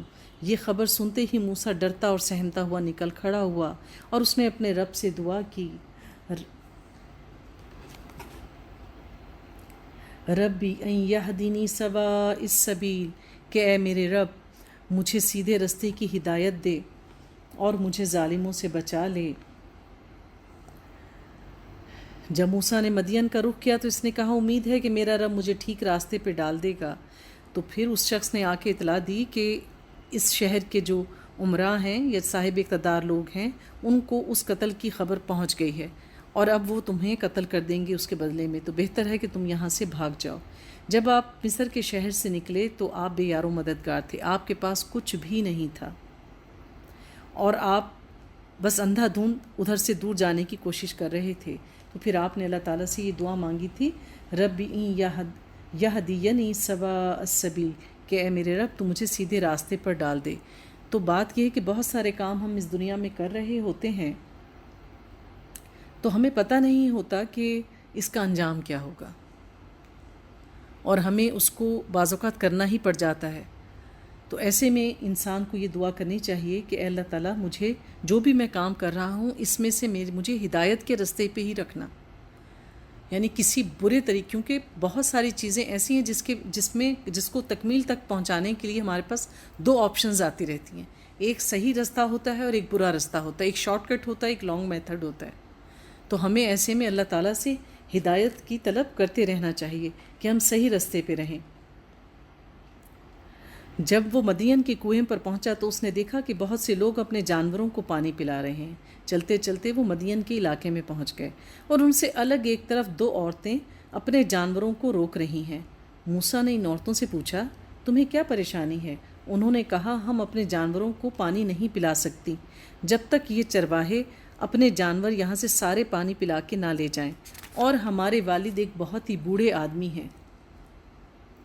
یہ سن کر موسیٰ نے ان کے جانوروں کو پانی پلا دیا، پھر ایک سائے کی جگہ پر جا بیٹھا، پھر بولا فقال ربی انی لما انزلت الی من خیر فقیر، کہ اے پروردگار جو خیر بھی تو مجھ پر نازل کر دے میں اس کا محتاج ہوں۔ حدیث میں ہے نبی پاک صلی اللہ علیہ وآلہ وسلم نے فرمایا جو شخص اپنا چہرہ اللہ کے سامنے گاڑ کر دعا کرتا ہے، یعنی یکسو ہو کر اللہ کے سامنے بیٹھ جائے اس امید کے ساتھ کہ بس اللہ ہی سنے گا اور کوئی نہیں سن سکتا، تو اللہ اس کو ضرور عطا کرتا ہے۔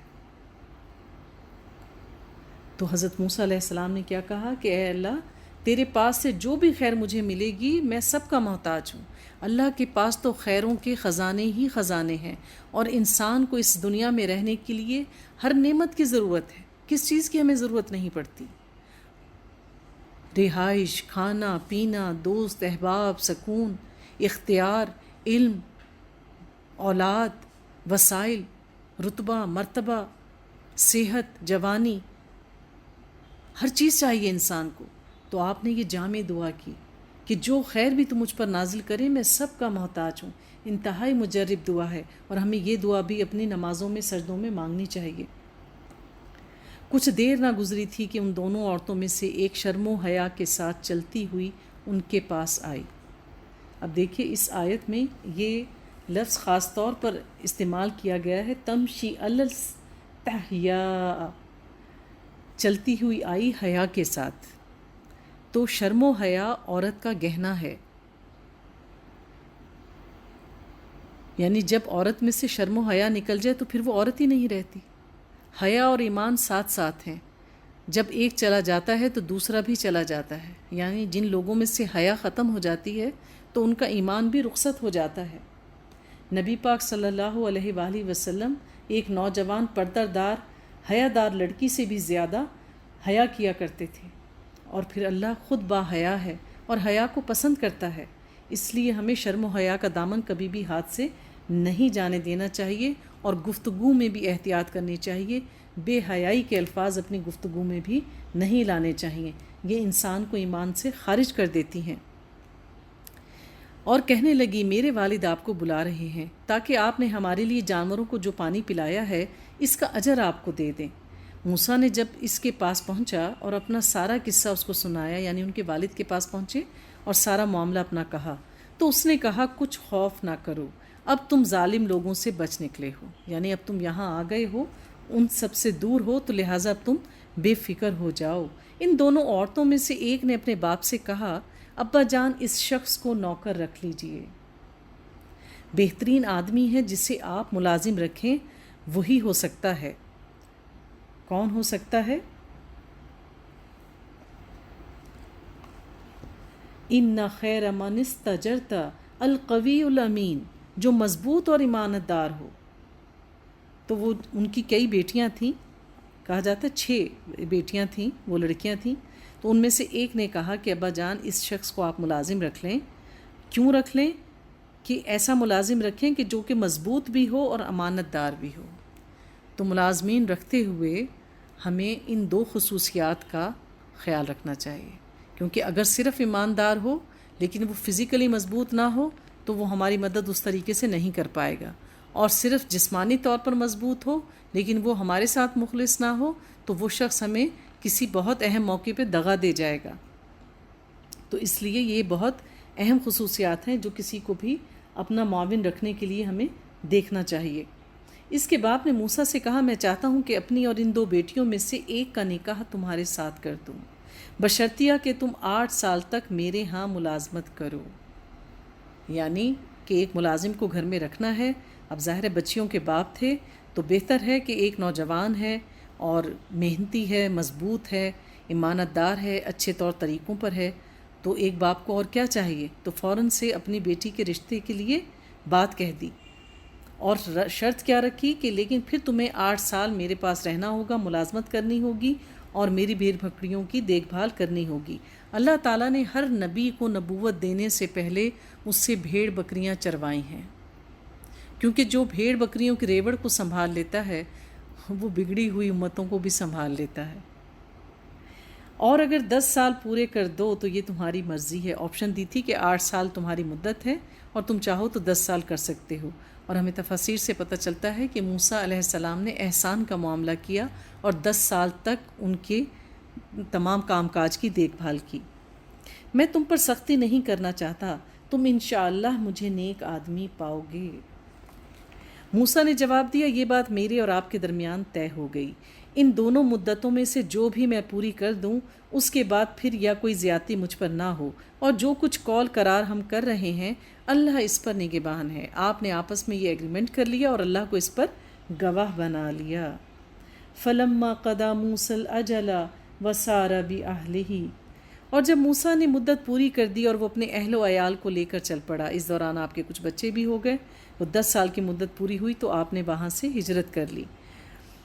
تو طور کی جانب اس کو ایک آگ نظر آئی، اس نے اپنے گھر والوں سے کہا ٹھہرو، میں نے ایک آگ دیکھی ہے، شاید میں وہاں سے کوئی خبر لے آؤں یا اس آگ سے کوئی انگارہ ہی اٹھا لاؤں جس سے تم تاپ سکو۔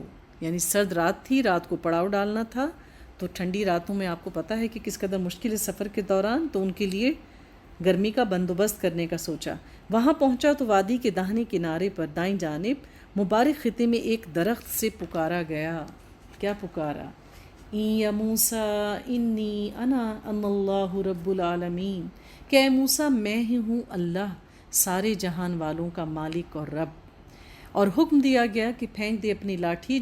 جو ہی کہ موسیٰ نے دیکھا کہ وہ لاٹھی اس نے زمین پر پھینکی تو وہ سانپ کی طرح بل کھا رہی تھی، تو وہ پیٹ پھیر کے بھاگا، ڈر گیا، اور اس نے مڑ کر بھی نہ دیکھا۔ تو اللہ تعالیٰ نے پکارا موسیٰ پلٹا اور خوف نہ کر، تو بالکل محفوظ ہے، اپنا ہاتھ گریبان میں ڈال، چمکتا ہوا نکلے گا بغیر کسی تکلیف کے، اور خوف سے بچنے کے لیے اپنا بازو بھینچ لے۔ کیا کہا؟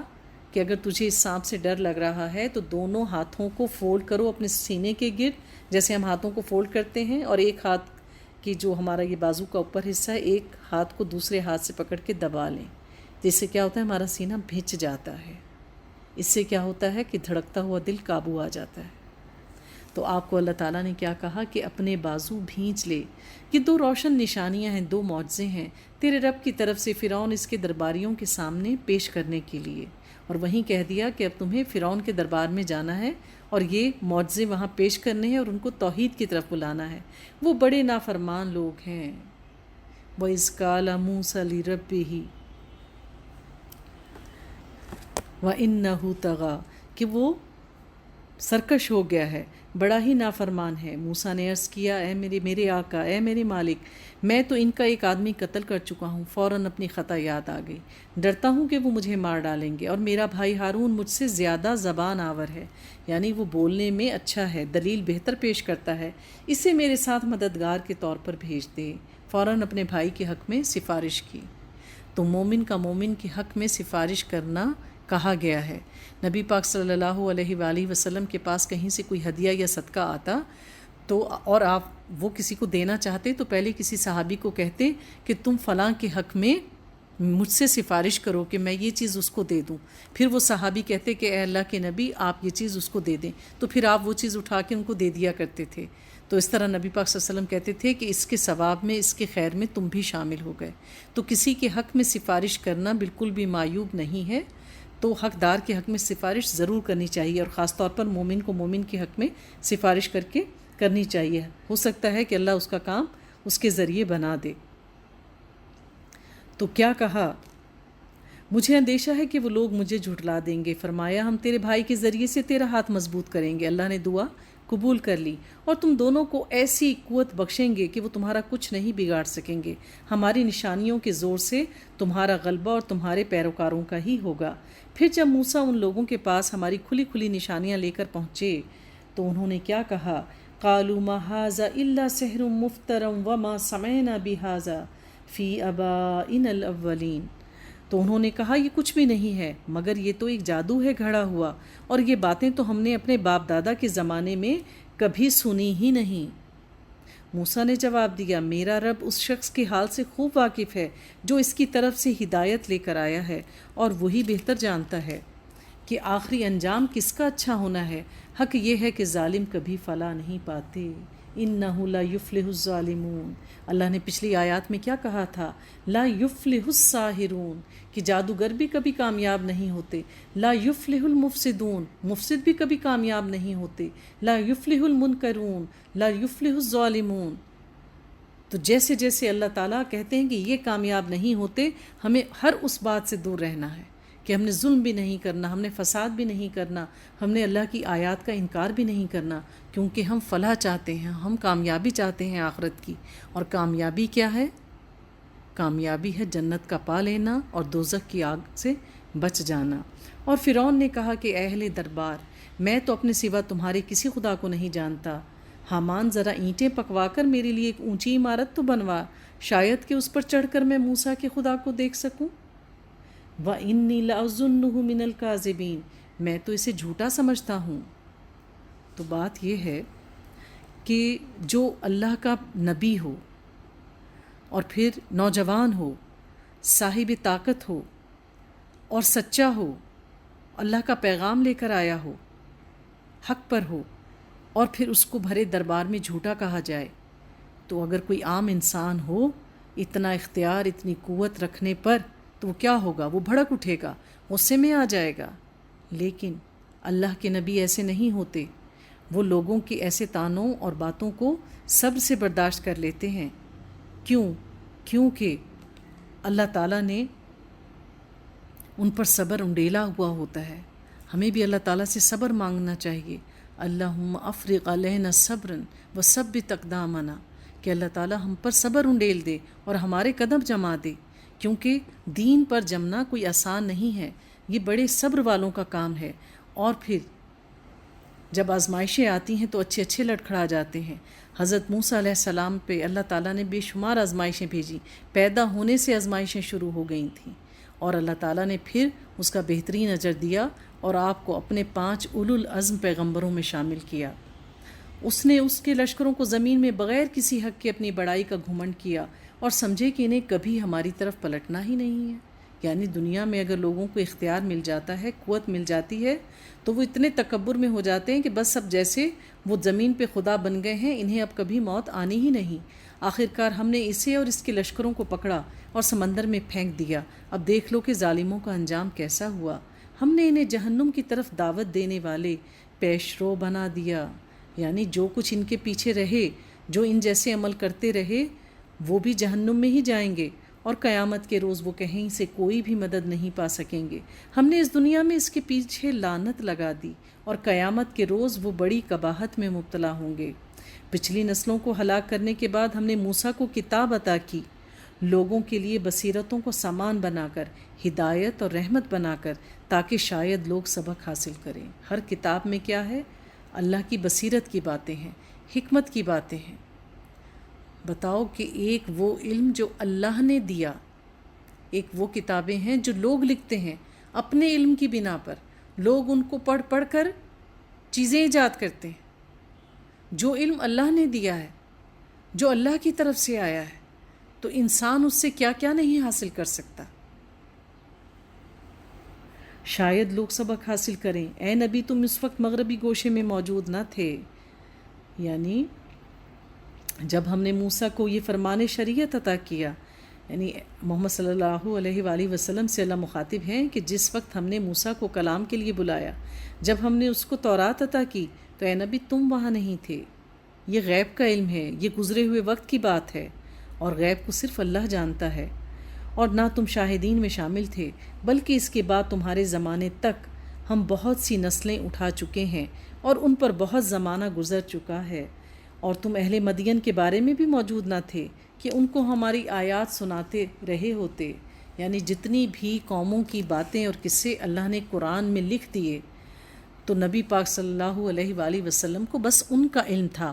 اس کے علاوہ کون قومیں آئیں، نبیوں کے ساتھ کیا حالات اور واقعات پیش آئے، جس کا علم اللہ نے ان کو وحی کے ذریعے نہیں دیا، آپ اس میں سے کسی بھی بات کا علم نہیں رکھتے تھے، مگر اس وقت کی یہ خبریں بھیجنے والے ہم ہی ہیں۔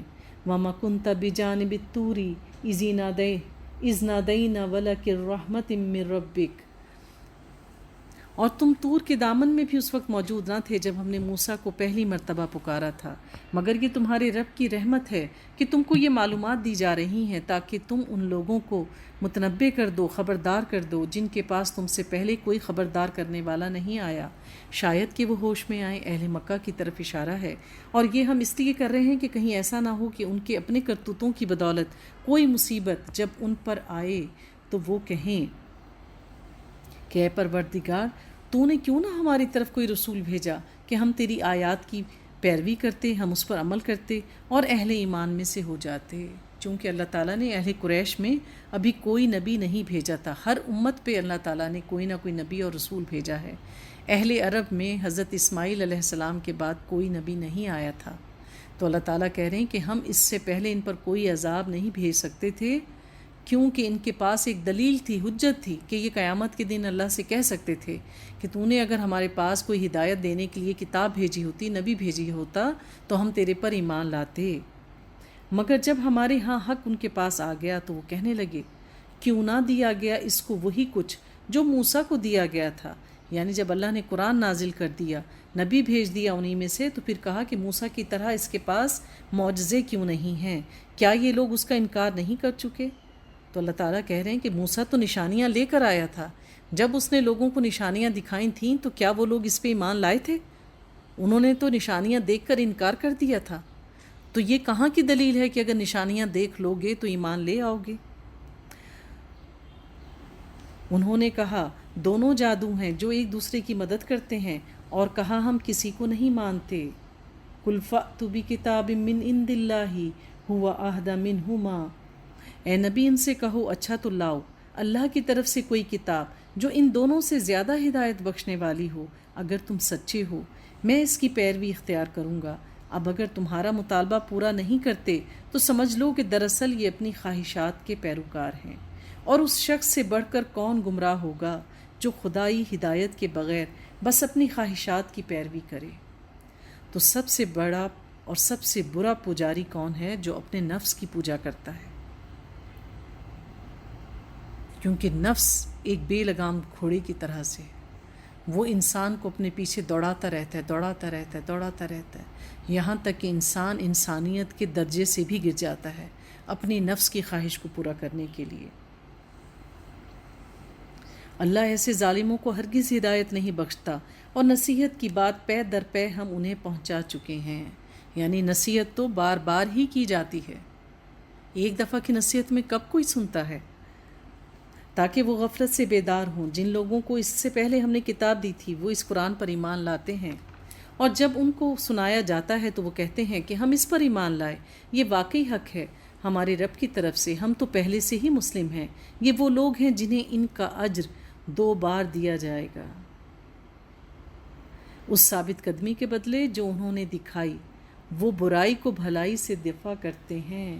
وَيَدْرُونَ بِالْحَسَنَةِ السَّيِّئَةَ وَمِمَّا رَزَقْنَاهُمْ يُنْفِقُونَ۔ پھر وہی خوبی بیان کی گئی ہے، وَرَزَقْنَاهُمْ يُنْفِقُونَ، اور جو رزق ہم نے اس کو دیا ہے اس کو خرچ کرتے ہیں، اور برائی کو بھلائی سے دفاع کرتے ہیں۔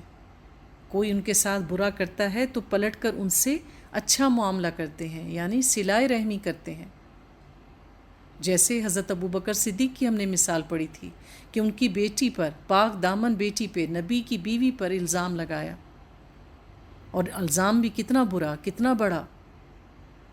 اور جب انہوں نے کہا کہ اب میں اس کی مدد نہیں کروں گا، تو اللہ تعالیٰ نے کہا کہ جو اللہ کے نیک بندے ہیں وہ ایسے کام نہیں کرتے، آپ نے پہلے سے زیادہ اپنے اس دور کے رشتہ دار کی مدد کرنا شروع کر دی۔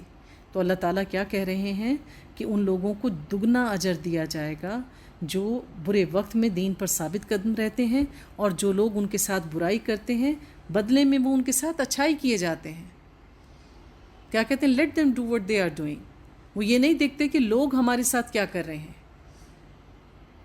وہ بس اس پہ نظر رکھتے ہیں کہ ہم نے ان کے ساتھ کیا کرنا ہے۔ ہر حال میں صلہ رحمی کرتے ہیں، اور جو مال اللہ نے ان کو دیا ہے وہ خرچ کرتے ہیں۔ اکثر ہم دوسروں پر، دوستوں کو گفٹ دینے میں مہنگے مہنگے گفٹس لے لیتے ہیں اور انجان لوگوں پہ خرچ کر دیتے ہیں، لیکن قریبی رشتہ داروں کو دیتے ہوئے اکثر انسان کا دل جو ہے وہ تنگ ہوتا ہے۔ یعنی زیادہ تر یہ تو اچھے خاصے تو ہیں، ان کو تو عادت ہے، یعنی انسان کا دل تنگ ہوتا ہے، اور ایسی باتیں شیطان انسان کے ذہن میں ڈالتا ہے، لیکن جو سچے مومن ہوتے ہیں وہ شیطان کے وسوسوں کو دھکیل دیتے ہیں پرے۔ وَإِذَا سَمِعُوا اللَّغْوَ أَعْرَضُوا عَنْهُ وَقَالُوا لَنَا أَعْمَالُنَا وَلَكُمْ أَعْمَالُكُمْ، اور جب انہوں نے بیہودہ بات سنی تو وہ یہ کہہ کے اس سے کنارہ کش ہو گئے کہ ہمارے اعمال ہمارے لیے ہیں اور تمہارے اعمال تمہارے لیے، تم کو سلام ہو، ہم جاہلوں کا سرستہ اختیار نہیں کرتے۔ یعنی جب کوئی ان کے ساتھ برائی کرتا ہے تو وہ خاموشی سے ایک طرف اپنا رستہ کر لیتے ہیں، برائی میں نہیں پڑتے، یعنی برائی کا جواب برائی سے نہیں دیتے۔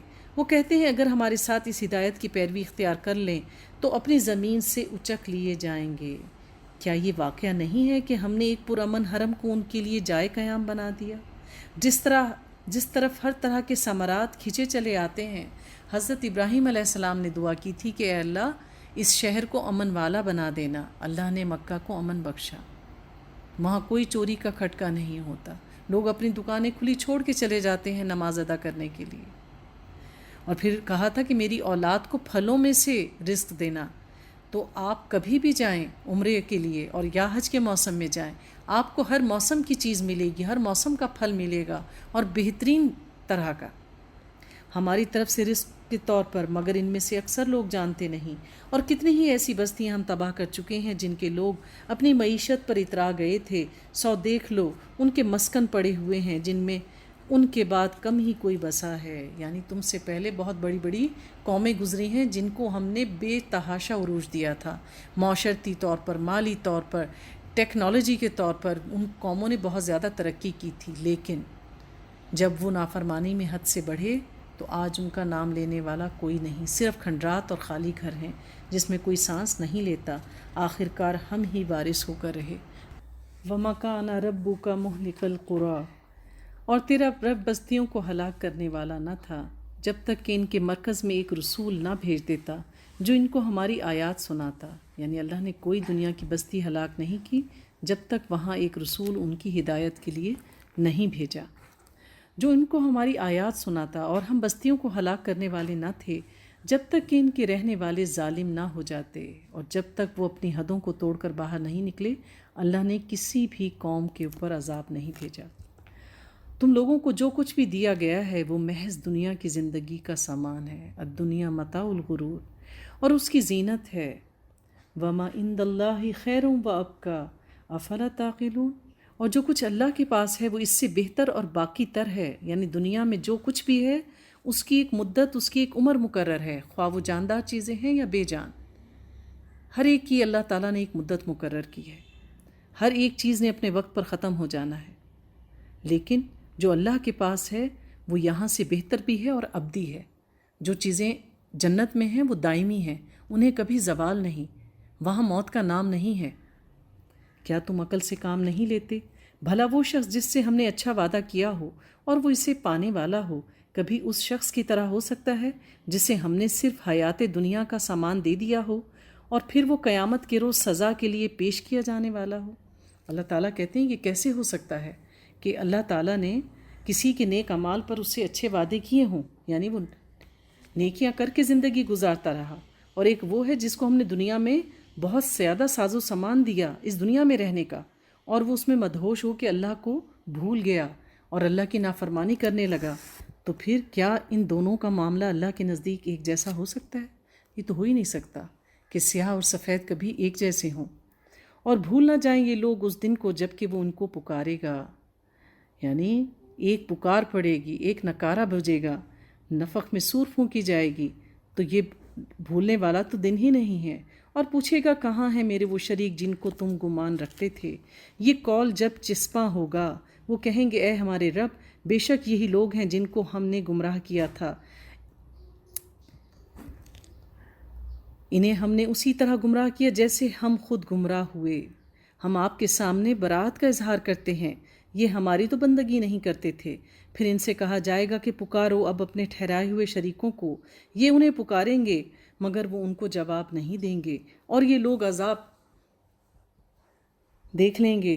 کاش یہ ہدایت کرتے ہوئے کرنے والے ہوتے، اور فراموش نہ کریں گے لوگ جب دن کے کہ وہ ان کو پکارے گا اور پوچھے گا کہ جو رسول بھیجے گئے تھے انہیں تم نے کیا جواب دیا تھا۔ اس وقت کوئی جواب ان کو نہ سوجھے گا اور نہ یہ آپس میں ایک دوسرے سے پوچھ سکیں گے، یعنی قیامت کا دن اتنا ہولناک ہوگا کہ کوئی کسی کی طرف دیکھے گا نہیں، کسی کو کسی کا خیال نہیں ہوگا۔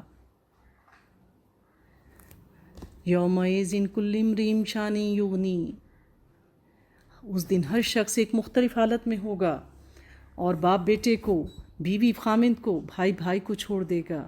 البتہ جس نے آج توبہ کر لی اور ایمان لے آیا اور نیک عمل کیے، وہی تو یہ توقع کر سکتا ہے کہ وہاں فلاح پانے والوں میں سے ہوگا، کیونکہ جو فلاح کے کام کرتے ہیں وہ اللہ پر کامل یقین بھی رکھتے ہیں۔ وَرَبُّكَ يَخْلُقُ مَا يَشَاءُ وَيَخْتَارُ، تیرا رب پیدا کرتا ہے جو چاہتا ہے، اور وہ خود ہی اپنے کام کے لیے جسے چاہتا ہے منتخب کرتا ہے۔ یہ انتخاب ان لوگوں کے کرنے کا کام نہیں ہے۔ یعنی انہیں اعتراض تھا کہ نبی پاک صلی اللہ علیہ وآلہ وسلم کو نبی کیوں بنایا، کیوں چوز کیا؟ اگر اللہ کو ہمارے درمیان کوئی نبی بھیجنا تھا تو کسی سردار کو بنا دیتے جس کی ہم بات تو سنتے، وہ اس قابل تو ہوتا، نعوذ باللہ۔ تو اللہ تعالیٰ کیا کہتے ہیں؟ یہ اللہ کا اذن ہوتا ہے۔ اللہ نے اس دنیا میں جس سے جو بھی کام لینا ہوتا ہے، اللہ تعالیٰ کی یہ مشیت ہوتی ہے، اللہ کا اذن ہوتا ہے، تب اللہ تعالیٰ ان لوگوں کو اس کام کے لینے کے قابل بناتا ہے۔ کس کو کس منزل تک پہنچانا ہے، کس کو کیا چیز عطا کرنی ہے، اللہ تعالیٰ اس کے اسباب خود ہی بنا دیتے ہیں۔ یعنی اللہ تعالیٰ فرماتے ہیں کہ انسان کا رزق اس کو ڈھونڈتے ہوئے ایسے ہی پہنچ جاتا ہے جیسے انسان کی موت اس کو ڈھونڈ کر اس تک پہنچ جاتی ہے۔ تو انسان کو کبھی بھی یہ نہیں بھولنا چاہیے، اور خاص طور پر رزق کمانے کے لیے غیر حلال ذرائع جو ہیں ان کو کبھی بھی اختیار نہیں کرنا چاہیے۔ ہر انسان کا رزق ناپا ہوا ہے، ہمارے حلق سے اتنے ہی نوالے نیچے جائیں گے جتنے اللہ نے ہمارے لیے گن دیے، ایک لقمہ بھی نہ زیادہ نہ کم۔ موت آ ہی نہیں سکتی جب تک کہ ہمیں ہمارے حصے کا رزق مل نہیں جائے گا پورا پورا۔ پھر اللہ تعالیٰ فرماتے ہیں اور بہت بالا تر ہے اس شخص سے جو لوگ کر رہے ہیں، تیرا رب جانتا ہے جو کچھ یہ دلوں میں چھپائے ہوئے ہیں اور جو کچھ یہ ظاہر کرتے ہیں۔ وہی ایک اللہ ہے جس کے سوا کوئی عبادت کا مستحق نہیں، اسی کے لیے حمد ہے دنیا میں بھی اور آخرت میں بھی، فرما روائی اسی کی ہے، اسی کی طرف تم سب پلٹا کر جانے والے ہو۔ اے نبی ان سے کہو، کبھی تم لوگوں نے غور کیا کہ اگر اللہ قیامت تک تم پر ہمیشہ کے لیے رات طاری کر دے تو اللہ کے سوا وہ کون سا معبود ہے جو تمہیں روشنی لا دے؟ کیا تم سنتے نہیں ہو؟ ان سے پوچھو، کبھی تم نے سوچا کہ اگر اللہ قیامت تک تم پر ہمیشہ کے لیے دن طاری کر دے تو اللہ کے سوا وہ کون سا معبود ہے جو تمہیں رات لا دے؟ یعنی اللہ جو چاہتا ہے وہ کرتا ہے۔ آج کل کرونا وائرس کا دورہ ہے، اتنا سا وائرس ہے، کتنے دن ہو گئے ہیں، ساری دنیا کے میڈیکل سے ریلیٹڈ اس فیلڈ کے لوگ اس کی ویکسین بنانے میں لگے ہوئے ہیں۔ جب اللہ کا اذن ہوگا تو وہ بنے گی اور اس متعدی بیماری سے ہماری جان خلاصی میں آئے گی جب اللہ چاہے گا، ایک وقت مقرر ہے۔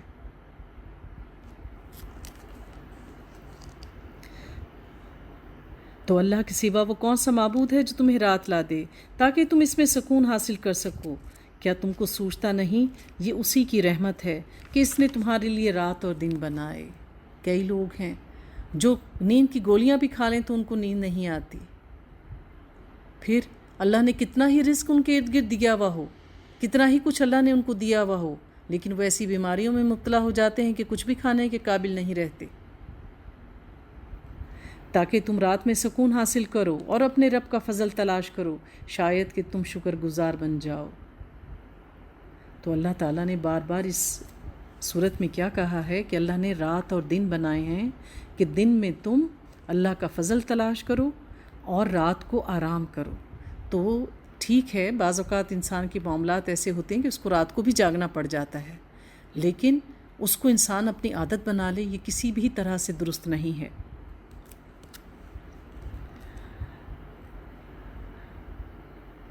پھر اللہ تعالیٰ فرماتے ہیں، یاد رکھیں یہ لوگ وہ دن جب کہ انہیں پکارا جائے گا، پھر پوچھا جائے گا کہاں ہیں میرے وہ شریک جن کا تم گمان کرتے تھے؟ وَنَزَعْنَا مِن كُلِّ أُمَّةٍ شَهِيدًا فَقُلْنَا هَاتُوا بُرْهَانَكُمْ فَعَلِمُوا، اور ہم ہر امت میں سے ایک گواہ نکال لائیں گے، پھر کہیں گے کہ لاؤ اب اپنی دلیل۔ اس وقت انہیں معلوم ہو جائے گا کہ حق اللہ کی طرف ہے۔ یعنی ہر قوم میں سے اللہ تعالیٰ ایک نیک شخص کو بھی بلائیں گے کہ یہ ہے نیکی کا کام کرنے والا اور تو تھا گمراہ، اب بتاؤ کس وجہ سے تم گمراہی میں پڑے ہوئے تھے، دلیل لاؤ۔ حق اللہ کی طرف ہے اور گم ہو جائیں گے ان کے وہ سارے جھوٹ جو انہوں نے گھڑ رکھے تھے۔ تو بات یہ ہے کہ حق جو ہے، حق ہمیشہ ثابت ہو کے رہتا ہے، اور علم کی بنیاد پر ہمیں اپنی دلیل پیش کرنی چاہیے۔ اگر کوئی ہمیں کوئی کام کرنے کے لیے کہے تو اس سے دلیل مانگو۔ ہم دیکھی بہت ساری بدعات میں گھر جاتے ہیں، ہرگز ہمیں لوگوں کو آنکھیں بند کر کے فالو نہیں کرنا چاہیے۔ اگر کسی چیز کو سمینا و اطانا کرنا ہے تو وہ صرف قرآن ہے۔ قرآن وہ واحد ہدایت کا ذریعہ ہے جس کو سنیں اور اس پر عمل کر لیں، لیکن لوگوں کی سنی سنائی پر ہمیں ہرگز عمل نہیں کرنا چاہیے۔ اور حق کا رستہ تو ہے ہی قربانیوں کا رستہ، اس پر ڈٹنا کوئی آسان نہیں ہے۔ کعب بن مالک نے کہا کہ جب غزوہ تبوک کے بعد، یعنی کہ کعب بن مالک ان میں سے تھے جو اپنی سستی کی وجہ سے غزوہ تبوک میں نہیں جا سکے تھے، لیکن انہوں نے آ کے نبی پاک صلی اللہ علیہ وآلہ وسلم کے پاس اقرار کر لیا تھا کہ ہم جو ہیں، ہمارے پاس کوئی بھی ایسی چیز نہیں تھی کہ جس کی وجہ سے ہم غزوے میں نہ جا پاتے، بس ہماری سستی نے ہمیں نہیں جانے دیا، اور سچ بولا۔ تو سچائی انسان کو ہمیشہ فائدہ دے جاتی ہے۔ دین ہے ہی حق کا نام، سچائی کا نام، اور پھر اللہ تعالیٰ نے ان کے لیے آیات برات اتار دی تھیں، ان سب کو بری کر دیا تھا۔ یہ ایک واقعہ ہے کہ قارون موسیٰ کی قوم کا ایک شخص تھا، جسے ہم کہتے ہیں نا، اس کی مثال دی جاتی ہے کہ اس کے پاس کیا قارون کے خزانے ہیں۔ تو قارون جو تھا وہ موسیٰ علیہ السلام کے دور میں تھا اور بہت زیادہ صاحب علم تھا۔ پھر وہ اپنی قوم کے خلاف سرکش ہو گیا، اور ہم نے اس کو اتنے خزانے دے رکھے تھے کہ ان کی کنجیاں طاقتور آدمیوں کی ایک جماعت مشکل سے اٹھا سکتی تھی۔ یعنی قارون نے اپنے جو علم اللہ نے اس کو دیا تھا اس کی بنا پر اتنا زیادہ پیسہ کمایا تھا کہ طاقتور آدمیوں کی پورا جتھا ہو تو بھی بمشکل صرف کنجیاں، آپ بولو ایک کی کا کتنا وزن ہوتا ہے ایک چابی کا، تو پورا ایک جتھا اٹھائے صرف چابیاں، اتنے اس کے خزانے تھے۔ روایات سے پتہ چلتا ہے کہ اس نے کوئی ایسا طریقہ جان لیا تھا، کوئی ایسا علم اس کے پاس آ گیا تھا کہ جس سے وہ لوہے کا سونا بنا لیتا تھا، جس کی وجہ سے اس نے اس قدر دولت جمع کر لی تھی۔ ایک دفعہ جب اس کی قوم کے لوگوں نے اس سے کہا پھول نہ جا، اور پھر اس پر وہ بڑا اتراتا تھا کہ میرے پاس بہت زیادہ خزانے ہیں دولت کی وجہ سے۔ اللہ پھولنے والوں کو پسند نہیں کرتا۔ جو مال اللہ نے تجھے دیا ہے اس سے آخرت کا گھر بنانے کی فکر کر، اور دنیا میں بھی اپنا حصہ فراموش نہ کر۔ یعنی نیک لوگوں نے اس کو ہدایت دی کہ بے شک مال اللہ کی بہت بڑی نعمت ہے، لیکن عقل مند وہ لوگ ہیں جو اس مال کو دنیا میں رہتے ہوئے اپنے اوپر بھی خرچ کرتے ہیں، وَمِمَّا رَزَقْنَاهُمْ يُنْفِقُونَ، اور جو رزق اللہ نے ان کو دیا ہوتا ہے وہ لوگوں پر بھی خرچ کرتے ہیں جہاں پر اللہ نے خرچ کرنے کا حکم دیا ہے۔ یہی نصیحت قارون کو بھی کی، احسان کر جس طرح اللہ نے تیرے ساتھ احسان کیا، اور زمین پر فساد برپا کرنے کی کوشش نہ کر، اللہ مفسدوں کو پسند نہیں کرتا۔ یعنی جو لوگ فساد برپا کرتے ہیں، بات بے بات باتوں کو لمبا کرتے ہیں، چھوٹی سی بات کو بڑھا چڑھا دیتے ہیں، اللہ ایسے لوگوں کو پسند نہیں کرتا۔ تو اس نے کہا یہ سب کچھ تو مجھے اس علم کی بنا پر دیا گیا ہے جو مجھ کو حاصل ہے۔ جیسے ہم نے سورہ کہف میں پڑھا تھا کہ اس شخص نے کہا کہ میں مال اور دولت میں تجھ سے زیادہ بڑا ہوں، اس وقت تفاخر کیا، تو اس کے دوست نے بھی اس کو کہا تھا کہ تجھے کیا کہنا چاہیے تھا کہ ماشاء اللہ، اپنی چیزوں کو دیکھ کے تجھے اللہ کی حمد بیان کرنی چاہیے تھی، بڑائی اپنی بیان نہ کر، تو اللہ نے اس کا باغ اجاڑ دیا۔ اسی طرح قارون نے کہا کہ یہ تو مجھے میرے علم کی بنا پر ملا ہے، تو پھر کیا ہوا تھا کہ اللہ تعالیٰ نے ایک زلزلہ بھیجا، زمین پھٹ گئی اور قارون اپنے خزانوں سمیت اس میں دھنس گیا۔ تو اس نے کہا کہ یہ سب کچھ تو مجھے علم کی بنا پر دیا گیا ہے جو مجھے حاصل ہے۔ کیا اس کو یہ علم نہ تھا کہ اللہ اس سے پہلے بہت سے ایسے لوگوں کو ہلاک کر چکا ہے جو اس سے زیادہ قوت اور جمعیت رکھتے تھے؟ مجرموں سے تو ان کے گناہ نہیں پوچھے جاتے، یعنی جب کوئی جرم کی حد سے بڑھ جاتا ہے تو پھر اللہ پوچھ کے عذاب نہیں بھیجتا۔ تو بات یہ ہے کہ خوشی میں بھی اگر انسان خوش ہو تو اللہ تعالیٰ خوشی میں بھی شکر گزاری کا رویہ جو ہے اس کو پسند کرتا ہے، اور اگر کسی چیز کا ہمیں مل جاتی ہے کہ کوئی اللہ تعالیٰ نعمت یا فضل اپنا عطا کر دیتے ہیں تو اللہ تعالیٰ ایسی صورت میں عاجزی کو پسند کرتا ہے۔ تو نعمت ملنے پہ آپ شکر کریں، اور دوسروں سے زیادہ ملے تو عاجزی اختیار کریں۔ اگر کوئی اللہ تعالیٰ کی خاطر تواضع اختیار کرتا ہے تو پھر اللہ تعالیٰ اس کی عزت میں اضافہ کر دیتے ہیں۔ ایک روز وہ اپنی قوم کے سامنے اپنی پوری ٹھاٹھ میں نکلا۔ جو لوگ حیات دنیا کے طالب تھے وہ اسے دیکھ کر کہنے لگے کاش ہمیں بھی وہی کچھ ملتا جو قارون کو دیا گیا ہے۔ لذو حظ نظیم، یہ تو بڑے ہی نصیب والا بندہ ہے۔ وقال الذین اوتوا العلم ویلکم ثواب اللہ خیر لمن آمن وعمل صالحا، مگر جو لوگ علم رکھنے والے تھے، جو اللہ سے ڈرنے والے تھے، اللہ سے ڈرنے والوں کو کیا کہا گیا ہے؟ علم رکھنے والے، وہ کہنے لگے افسوس تمہارے حال پر، اللہ کا ثواب بہتر ہے اس شخص کے لیے جو ایمان لائے اور نیک عمل کرے، اور یہ دولت نہیں ملتی مگر صبر کرنے والوں کو۔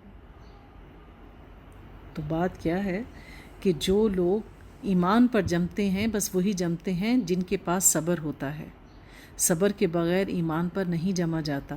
اور جو لوگ دنیا مانگتے ہیں، جن کی دعا بس یہی ہوتی ہے کہ ربنا آتینا فی الدنیا، تو اللہ تعالیٰ ان کو دنیا میں عطا کر دیتا ہے، وما خلاق فی الآخرہ، لیکن ان کا آخرت میں کوئی حصہ نہیں ہوتا۔ اور عقل مند وہ ہوتے ہیں جو یوں دعا کرتے ہیں ربنا آتنا فی الدنیا حسنہ وفی الآخرۃ حسنہ وقنا عذاب النار، وہ دنیا اور آخرت میں خیر مانگتے ہیں، دونوں طرح کی خیر مانگتے ہیں، اور جہنم کی آگ سے پناہ بھی مانگتے ہیں۔ تو صحابہ کہتے ہیں کہ ہم اپنی تجارت اور دیگر کاموں کے لیے نبی پاک سے الگ ہو کر رہتے، لیکن ابو ہریرہ نے تو نبی پاک کا ساتھ لازم پکڑ لیا، کئی پہر بھوکے رہتے تھے، اگر گوشت پکانے کا وقت نہ ہوتا تو کچا کھا لیتے، بغیر پکائے کھا لیتے، لیکن علم کے حصول کی وجہ سے وہاں سے ہلتے نہیں تھے۔ اور جو شخص اللہ کے دین کا علم حاصل کرنے کے لیے نکلتا ہے اس کی دنیا سے بے رغبتی پیدا ہو جاتی ہے۔ یعنی یہ جو علم رکھنے والوں کی بات ہو رہی ہے، تو علم جو ہے اللہ تعالیٰ نے یوں ہی تو نہیں کہا کہ اللہ تعالیٰ نے علم والوں کا درجہ رکھا ہے، ایسے ہی عبادت گزار پر، یعنی ایک شخص ہوگا جو عبادت گزار ہوگا اور ایک وہ عالم ہوگا جو دین کی تعلیم دیتا ہوگا، تو اس عالم کا درجہ ایسے ہی ہے جیسے ایک نبی پاک صلی اللہ علیہ وآلہ وسلم کی فوقیت ہے ایک عام انسان پر، تو اسی طرح ایک عام انسان سے وہ عالم اتنا ہی بلند ہے۔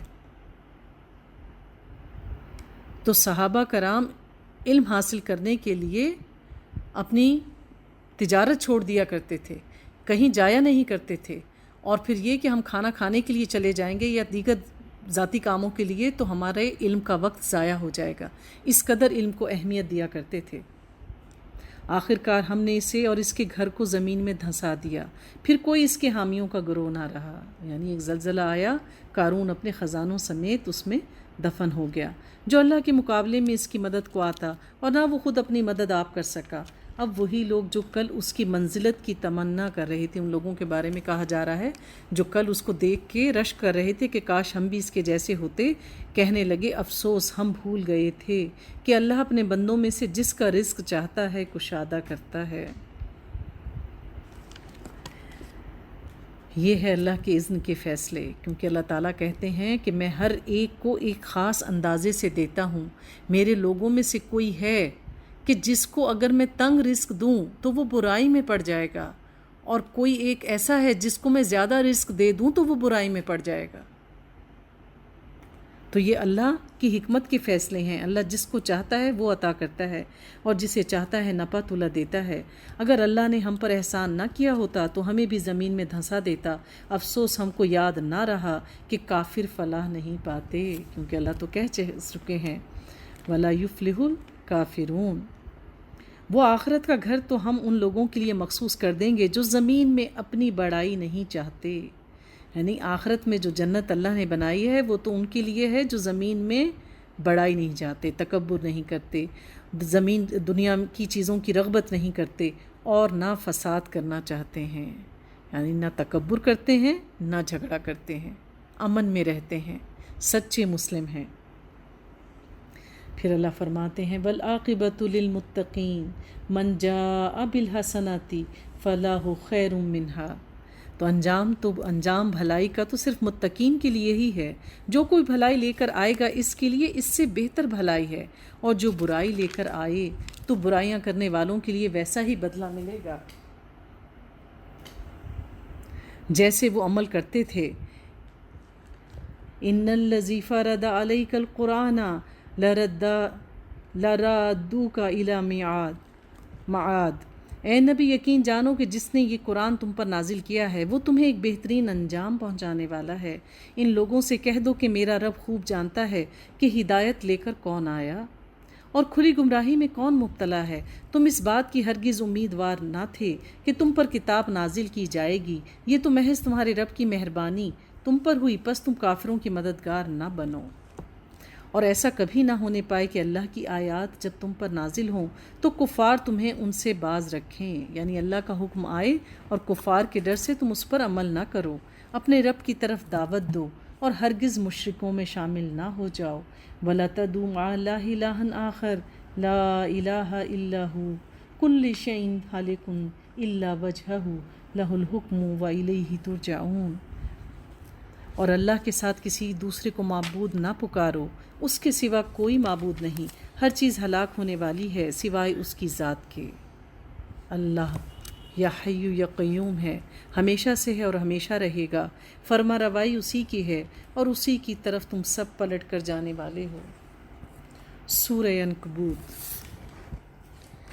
اعوذ باللہ من الشیطان الرجیم، بسم اللہ الرحمن الرحیم، الف لام میم، احسب الناس ان يتركوا ان يقولوا آمنا وهم لا يفتنون، وَلَقَدْ فَتَنَّا الَّذِينَ مِن قَبْلِهِمْ فَلَيَعْلَمَنَّ اللَّهُ الذين صدقوا وليعلمن الكاذبين. بسم اللہ الرحمن الرحیم. شروع اللہ کے نام سے جو انتہائی مہربان اور بار بار رحم کرنے والا ہے. الف لام میم. احسب الناس ان یترکوا ان یقولوا آمنا وهم لا یفتنون. الف لام میم. کیا لوگوں نے یہ سمجھ رکھا ہے کہ وہ بس اتنا کہنے پر چھوڑ دیے جائیں گے کہ ہم ایمان لائے، یعنی صرف کلمہ پڑھ لینا کہ لا الہ الا اللہ محمد رسول اللہ، یہ سمجھتے ہیں کہ بس کیا اتنا کہنے پہ چھوڑ دیے جائیں گے؟ یہ صورت بھی حروف مقطعات سے شروع ہو رہی ہے. پچھلی تمام صورتوں میں ہم نے دیکھا کہ جب حروف مقطعات آتے ہیں تو اس کے بعد اللہ تعالیٰ نے قرآن کا ذکر کیا ہوا ہے اور اس میں احکامات آئے ہیں، جبکہ اس سورہ میں اللہ تعالیٰ نے حروف مقطعات کے بعد اس بات کا ذکر کیا ہے کہ جو لوگ ایمان لائیں گے تو اس سے ان کی زندگیوں پہ کیا اثرات ہونے چاہیے. یعنی اللہ صرف زبانی کلامی ایمان لانا انسان کو فائدہ نہیں دے گا. انما الاعمال بالنیات، عمل کا دار و مدار نیتوں پر ہے، اور پھر عمل چاہیے پریکٹیکلی. یعنی کوئی دوست کہے کہ میں تمہارا دوست ہوں اور جب آپ اس کو مدد کے لیے پکاریں وہ مدد نہ کرے تو وہ کیسے آپ کا دوست ہوگا جب تک کہ وہ عملی طور پہ ثابت نہ کرے. تو اسی طرح اللہ کے لیے بھی وہی ایمان قابل قبول ہے جو شخص عمل کر کے دکھائے گا، جو کلمہ بھی پڑھے گا، پہلے توحید کا اقرار کرے گا زبان سے اور پھر اپنے جوارح سے، اپنے اعضاء سے اس کا اظہار کرے گا، اور ان کو آزمایا نہ جائے گا. تو بات تو یہ ہے کہ اگر ایمان کا دعویٰ کرو گے تو آزمائش تو آئے گی ہی آئے گی، اور پھر ہر انسان پر آزمائش اس کے دین کے حساب سے آتی ہے. یعنی جتنا جو شخص ایمان میں جتنا مضبوط ہوتا ہے اس پر آزمائش اتنے ہی درجے کی آتی ہے.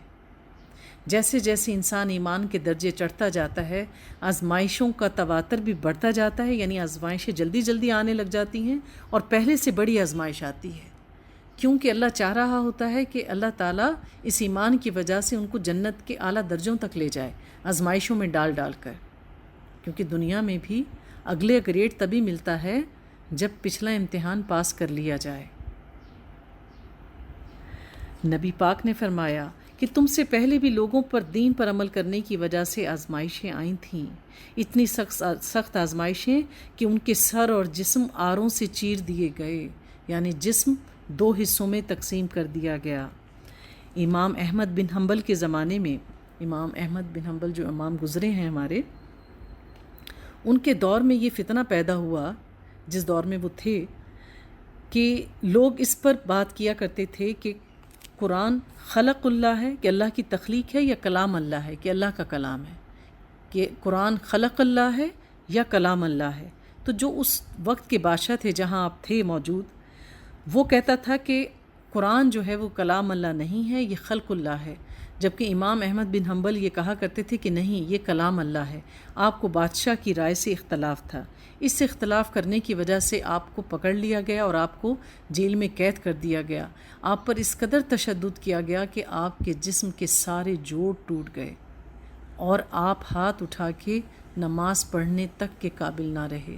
لیکن آپ نے اس کی غلط بات کو تسلیم نہیں کیا، آپ اپنی صحیح بات پر اور عقیدے پر ہی جمے رہے کہ قرآن کلام اللہ ہے، یہ خلق اللہ نہیں ہے. تو اللہ تعالیٰ کیا کہتے ہیں کہ ایمان کا دعویٰ کرو گے تو آزمائش بھی آئے گی اور عمل کے ذریعے بھی تمہیں ایمان کا اظہار کرنا پڑے گا. پھر اللہ فرماتے ہیں حالانکہ ہم ان سب لوگوں کو آزمائش کر چکے ہیں جو ان سے پہلے گزرے ہیں، اللہ کو تو ضرور یہ دیکھنا ہے کہ سچے کون ہیں اور جھوٹے کون. اللہ تعالیٰ ہر ایک کو آزمائشوں میں تپاتا ہے.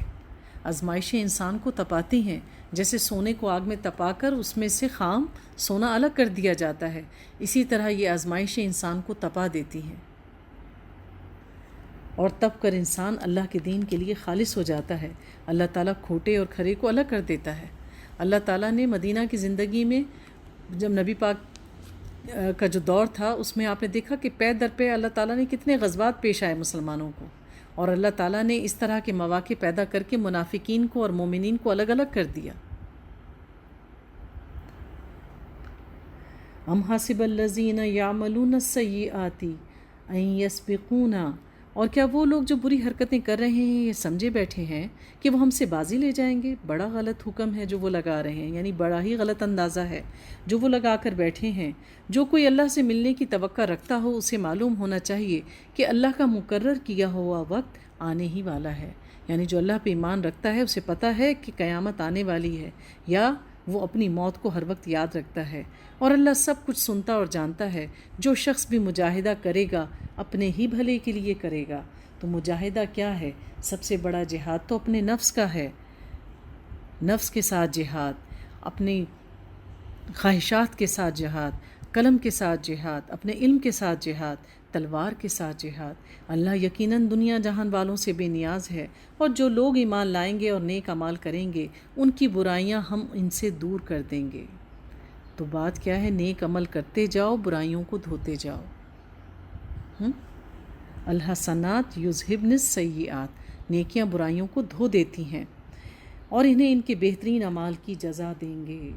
وَوَصَّيْنَا الْإِنسَانَ بِوَالِدَيْهِ حُسْنًا، ہم نے انسان کو ہدایت کی کہ اپنے والدین کے ساتھ نیک سلوک کرے، یعنی حقوق اللہ کے بعد، اللہ کے حقوق ادا کرنے کے بعد ہم پر اگر کسی کا سب سے زیادہ حق ہے تو وہ ہمارے والدین ہیں۔ نبی پاک صلی اللہ علیہ وآلہ وسلم سے ایک صحابی نے پوچھا کہ مجھ پر سب سے زیادہ کس کا حق ہے اللہ کے بعد؟ آپ نے کہا کہ تیری ماں کا۔ پھر اس نے پوچھا پھر کس کا؟ آپ نے فرمایا کہ تیری ماں کا۔ پھر آپ سے پوچھا کہ اور پھر اس کے بعد کس کا؟ آپ نے کہا تیری ماں کا۔ جب اس نے چوتھی بار پوچھا تو انہوں نے کہا پھر تیرے باپ کا۔ تو ماں انسان کی پرورش میں سب سے زیادہ تکالیف اتارتی ہے، ماں کے قدموں تلے جنت ہے۔ حضرت سعد بن ابی وقاص جلیل القدر اللہ تعالیٰ کے صحابی، نبی پاک کے صحابی گزرے ہیں اور عشرہ مبشرہ میں سے ہیں۔ سعد بن وقاص جب ایمان لے آئے تو ان کی والدہ کو جب پتہ چلا کہ آپ ایمان لے آئے ہیں تو انہوں نے قسم کھا لی کہ میں اس وقت تک کھانا نہیں کھاؤں گی جب تک وہ محمد کے دین کو چھوڑ نہیں دیں گے۔ تو آپ ان کا منہ کھولتے اور اس میں لقمہ ڈالتے، منہ کھول کھول کے اپنے ہاتھ سے لقمہ ڈالتے کہ میری ماں کھانا کھا لے، لیکن وہ منہ میں لقمہ نہیں ڈالنے دیتی تھی۔ تو یہ ایک بے جا فرمائش تھی جو ان کی ماں کر رہی تھی۔ ماں باپ کا حکم ماننا چاہیے، بیویوں کو خامند کی فرما برداری کرنا، اس کا حکم بجا لانا ضروری ہے، لیکن اس وقت تک جب تک وہ اللہ کے حکم سے نہ ٹکرائے، اللہ کے حکم کے خلاف نہ ہو۔ تو سعد بن ابی وقاص نے اپنی ماں کی وجہ سے اپنا ایمان نہیں چھوڑ دیا تھا، ان کو منانے کی کوشش کرتے رہے، کبھی ان کے آگے اونچی آواز میں نہیں بولے، ان سے لب و لہجہ غلط نہیں کیا، لیکن اپنا ایمان نہیں چھوڑا۔ لیکن اگر وہ تجھ پر زور ڈالیں کہ تو میرے ساتھ کسی ایسے معبود کو شریک ٹھہرائے جسے تو شریک کی حیثیت سے نہیں جانتا تو ان کی اطاعت نہ کر، میری ہی طرف تم سب کو پلٹ کر آنا ہے، پھر میں تم کو بتا دوں گا کہ تم کیا کرتے رہے ہو۔ اور جو لوگ ایمان لائے ہوں کہ جنہوں نے نیک عمل کیے ہوں تو ان کو ہم ضرور صالحین میں داخل کر دیں گے۔ لوگوں میں سے کوئی ایسا ہے جو کہتا ہے کہ ہم ایمان لائے اللہ پر، مگر جب وہ اللہ کے معاملے میں ستایا گیا تو اس نے لوگوں کی ڈالی ہوئی آزمائش کو اللہ کے عذاب کی طرح سمجھ لیا۔ اب اگر تیرے رب کی طرف سے فتح و نصرت آ گئی تو یہی شخص کہے گا کہ ہم تو تمہارے ساتھ تھے، کیا دنیا والوں کے دلوں کا حال اللہ کو بخوبی معلوم نہیں ہے؟ تو بعض لوگ منافقین ہوتے ہیں، جب وہ دیکھتے ہیں کہ اگر ان کو پتہ چل گیا کہ ہم مسلمان ہیں تو وہ پھر ان کی طرف ہو جایا کرتے تھے۔ تو انہی کے بارے میں کہا جا رہا ہے کہ جب ان کو پکڑ کا خدشہ ہوتا ہے، دنیاوی نقصان نظر آنے لگتا ہے کہ اگر ہم نے یہ حال حلیہ بنا لیا، جیسے بعض ماؤں کو یہ فکر ہو جاتی ہے کہ ہماری بچیاں پردہ کریں گی، عبایوں میں رہیں گی اور مخلوط محفلوں میں نہیں جائیں گی تو ان کے رشتے کیسے ہوں گے؟ سوال کرتی ہیں ہم سے۔ ہمارا تو یہ مشاہدہ، جو بچیاں شرعی پردہ کرتی ہیں ان کے رشتے جلدی ہو جاتے ہیں، اور اگر نہیں بھی ہوتے تو اللہ کا اذن ہے، ہر چیز کا ایک وقت مقرر ہے۔ کیا سب لوگ جو بے حجاب پھر رہے ہیں ان سب کی شادیاں ہو گئی ہیں وقت مقررہ پر؟ یہ کیسا یقین ہے جو ہم اپنے رب کے ساتھ رکھتے ہیں؟ اور اللہ کو تو ضرور یہ دیکھنا ہے کہ ایمان لانے والے کون ہیں اور کون منافق۔ وقال الذین کفروا للذین آمنوا، اور یہ کافر لوگ ایمان لانے والوں سے کہتے ہیں کہ تم ہمارے طریقے کی پیروی کرو اور تمہاری خطاؤں کو ہم اپنے اوپر لے لیں گے، حالانکہ ان کی خطاؤں میں سے کچھ بھی وہ اپنے اوپر لینے والے نہیں ہیں، وہ قطعاً جھوٹ کہتے ہیں۔ یہ جو دعوے کرتے ہیں نا کہ فلاں بچا لے گا اور فلاں یہ کر لے گا اور ان پہ چڑھاوے چڑھاؤ، یہ سب دھوکے کا سامان ہے۔ وَلَا يَحْمِلُنَّ أَثْقَالَهُمْ وَأَثْقَالًا مَّا أَثْقَالِهِمْ، اور ہاں ضرور ہم اپنے بوجھ بھی ان کے بوجھوں کے ساتھ اٹھائیں گے اور اپنے بوجھوں کے ساتھ دوسرے بہت سے بوجھ بھی، اور قیامت کے روز یقیناً ان سے اور ان افرا سے یعنی جو جھوٹ گڑھ رہے ہیں اس کی باز پرس ہوگی جو وہ کرتے رہے ہیں۔ یعنی ایک وہ جنہوں نے غلط کام کیا اور وہ جنہوں نے وہ غلط کام کرنے پر ان کو اکسایا، تو جس نے وہ رستہ دکھایا وہ دو بوجھ اٹھائے گا، کیونکہ وہ خود غلط تھا اور اس نے دوسرے کو بھی اس رستے پہ لگایا۔ ہم نے نوح کو اس کی قوم کی طرف بھیجا اور وہ 50 کم 1000 برس ان کے درمیان رہا۔ 50 کم 1000 اللہ کی آیت ہے، یعنی 950 سال، 950 سال۔ آخر کار ان لوگوں کو طوفان نے آ گھیرا اس حال میں کہ وہ ظالم تھے، پھر نوح کو اور کشتی والوں کو ہم نے بچا لیا اور اسے دنیا والوں کے لیے ایک نشان عبرت بنا کے رکھ دیا۔ اور ابراہیم کو بھیجا جبکہ اس نے اپنی قوم سے کہا اللہ کی بندگی کرو اور اس سے ڈرو، اور یہ تمہارے لیے بہتر ہے اگر تم جانو، تم اللہ کو چھوڑ کر جنہیں پوج رہے ہو وہ تو محض بت ہیں اور تم ایک جھوٹ گھڑ رہے ہو، در حقیقت اللہ کے سوا جن کی تم پرستش کرتے ہو وہ تمہیں کوئی رزق بھی دینے کا اختیار نہیں رکھتے۔ یعنی انسان جس کی کھاتا ہے اسی کے گن گاتا ہے۔ تو بات یہ ہے کہ جب وہ اپنے ہاتھوں سے بت بناتے ہیں، خود اس کی مرمت کرتے ہیں، جہاں جی چاہتا ہے اس کو اٹھا کے رکھ دیتے ہیں، جب یہ معمولات دیکھے ابراہیم علیہ السلام نے اپنی قوم کے، تو انہوں نے کہا کہ میں تو ان سے بیزار ہوں، یہ تو خود تمہارے محتاج ہیں، تم کیوں ان کی پوجا کرتے ہو؟ فَابْتَغُوا عِندَ اللَّهِ رِزْقًا وَاعْبُدُوهُ وَاشْكُرُوا لَهُ، اللہ سے رزق مانگو اور اس کی بندگی کرو اور اس کا شکر ادا کرو، اسی کی طرف تم پلٹائے جانے والے ہو۔ اور اگر تم جھٹلاتے ہو تو تم سے پہلے بہت سی قومیں جھٹلا چکی ہیں اور رسول پر صاف صاف پیغام پہنچا دینے کے سوا کوئی ذمہ داری نہیں۔ یعنی ہر نبی سے بس اتنا پوچھا جائے گا کہ جو تمہیں احکامات بھیجے گئے وہ تم نے پورے لوگوں کو سنا دیے تھے یا نہیں۔ اب کس نے عمل کیا اور کس نے نہیں کیا یہ جواب ان سے نہیں لیا جائے گا۔ جو انہوں نے کیا وہ ان کے لیے اور جو تم نے کیا تمہارے لیے۔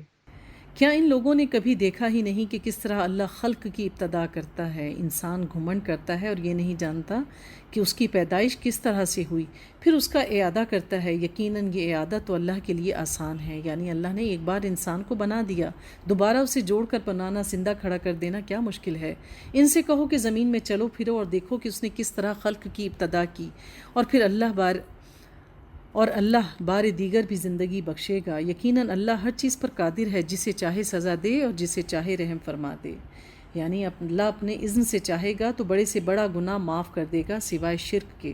اسی کی طرف تم پھیرے جانے والے ہو، پھر نہ تم زمین میں عاجز کرنے والے ہو اور نہ آسمان میں۔ یعنی تم دنیا میں بھی شور مچا کے اللہ کا عذاب نہیں لا سکتے تھے اور آسمان پر جا کر بھی تم عذاب سے بچنے والے نہیں، اور اللہ سے بچانے والا کوئی سرپرست اور مددگار تمہارے لیے نہیں ہے۔ جن لوگوں نے اللہ کی آیات کا اور اس سے ملاقات کا انکار کیا وہ میری رحمت سے مایوس ہو چکے ہیں، ان کے لیے دردناک سزا ہے۔ پھر ابراہیم کی قوم کا جواب اس کے سوا کچھ نہ تھا کہ انہوں نے کہا کہ قتل کر دو اسے یا جلا ڈالو۔ دو آپشنز تھیں کہ یا تو اس کا کام تمام کر دو یا اسے آگ میں جلا دو۔ آخر کار اللہ نے اسے آگ سے بچا لیا۔ یقیناً اس میں نشانیاں ہیں ان لوگوں کے لیے جو ایمان لانے والے ہیں۔ یعنی وہ اللہ کے بندے تھے تو اللہ تعالیٰ کی مدد آئی اور اللہ تعالیٰ نے آگ کو کہا کہ ٹھنڈی ہو جا، اور آگ ٹھنڈی ہو گئی۔ اور اس نے کہا کہ تم نے دنیا کی زندگی میں تو اللہ کو چھوڑ کر بتوں کو اپنے درمیان محبت کا ذریعہ بنا لیا ہے، مگر قیامت کے روز تم ایک دوسرے کا انکار اور ایک دوسرے پر لعنت کرو گے۔ یعنی دنیا میں جو ایک دوسرے کے پیچھے لگ کر برے اعمال کر رہے ہیں اور خوش ہوتے ہیں، آخرت میں یہ ایک دوسرے پر لعنت بھیجیں گے اور آگ تمہارا ٹھکانہ ہوگی اور کوئی تمہارا مددگار نہ ہوگا۔ جہنم میں سے مسلسل جھگڑنے کی اور چیخنے کی آوازیں آئیں گی، یا تو وہ اپنے زخموں کی وجہ سے چیخ رہے ہوں گے یا وہ ایک دوسرے کو کوس رہے ہوں گے۔ فَآمَنَ لَهُ لُوطٌ وَقَالَ إِنِّي مُهَاجِرٌ إِلَىٰ رَبِّي، اس وقت صرف لوط نے ان کو مانا، اور ابراہیم نے کہا میں اپنے رب کی طرف ہجرت کرتا ہوں، وہ زبردست ہے اور حکیم ہے، اور ہم نے اسے اسحاق اور یعقوب جیسی اولادیں دیں، یعنی اپنی قوم کو چھوڑ کے گئے تو اللہ تعالیٰ نے ان کو اسحاق علیہ السلام اور یعقوب علیہ السلام جیسے اولادوں سے نوازا، اور اس کی نسل میں نبوت اور کتاب رکھ دی، اور پھر اللہ تعالیٰ نے آپ کو یہ فضیلت بھی دی کہ آپ کی نسل میں سے ہر نسل میں سے نبی اٹھایا اور انہیں صاحب کتاب بھی بنایا، اور اسے دنیا میں اس کا اجر عطا کیا، اور آخرت میں وہ یقیناً صالحین میں سے ہوگا۔ اور ہم نے لوط کو بھیجا جبکہ اس کی اپنی قوم نے کہا کہ تم تو وہ فاحش کام کرتے ہو جو تم سے پہلے دنیا والوں میں سے کسی نے نہیں کیا تھا، یعنی انہوں نے اپنی قوم سے کہا کہ تم جو عمل کر رہے ہو تم سے پہلے جتنے بھی لوگ اس دنیا میں گزر چکے ہیں یہ کام پہلے کسی نے بھی نہیں کیا۔ کیا تمہارا حال یہ ہے کہ مردوں کے پاس جاتے ہو اور راہزنی کرتے ہو اور اپنی مجلسوں میں برے کام کرتے ہو؟ پھر کوئی جواب اس کی قوم کے پاس اس کے سوا نہ تھا کہ انہوں نے کہا کہ لے آ اللہ کا عذاب اگر تو سچا ہے۔ تو پھر حضرت لوط علیہ السلام نے کہا قال رب انصرنی علی القوم المفسدین، لوط نے کہا ہے میرے رب ان مفسدوں کے مقابلے میں میری مدد فرما۔ تو ہمیں بھی مختلف حالات میں اللہ تعالیٰ سے مدد مانگنی چاہیے۔ رب انصرنی علی القوم المفسدین، رب انصرنی علی القوم الحاسدین، رب انصرنی علی القوم الظالمین۔ تو یہ تمام دعائیں ہیں جو اللہ تعالیٰ نے ہمیں سکھائی ہیں۔ اور جب ہمارے بھیجے ہوئے ابراہیم کے پاس بشارت لے کر آئے تو انہوں نے اس سے کہا ہم اس بستی کے لوگوں کو ہلاک کرنے والے ہیں، اس کے لوگ سخت ظالم ہو چکے ہیں۔ ابراہیم نے کہا وہاں تو لوط موجود ہے، کیونکہ وہ آپ کے بھتیجے تھے، ہم خوب جانتے ہیں کہ وہاں کون کون ہے، ہم اسے اور اس کی بیوی کے سوا اس کے باقی سب گھر والوں کو بچا لیں گے، اس کی بیوی پیچھے رہ جانے والوں میں سے ہے۔ وَلَمَّا أَن جَاءَتْ رُسُولُنَا لُوطًا، اور جب ہمارے بھیجے ہوئے لوط کے پاس پہنچے تو ان کی آمد پر وہ سخت پریشان اور دل تنگ ہوا۔ انہوں نے کہا نہ ڈرو اور نہ رنج کرو، ہم تمہیں اور تمہارے گھر والوں کو بچا لیں گے، سوائے تمہاری بیوی کے جو پیچھے رہ جانے والوں میں سے ہے۔ ہم اس بستی کے لوگوں پر آسمان سے عذاب نازل کرنے والے ہیں اس فسق کی بدولت جو یہ کرتے ہیں۔ فسق کیا ہے؟ حد سے باہر نکلنا، اللہ کی حدوں کو توڑنا۔ اور ہم نے اس بستی کی ایک کھلی نشانی چھوڑ دی ہے ان لوگوں کے لیے جو عقل سے کام لیتے ہوں۔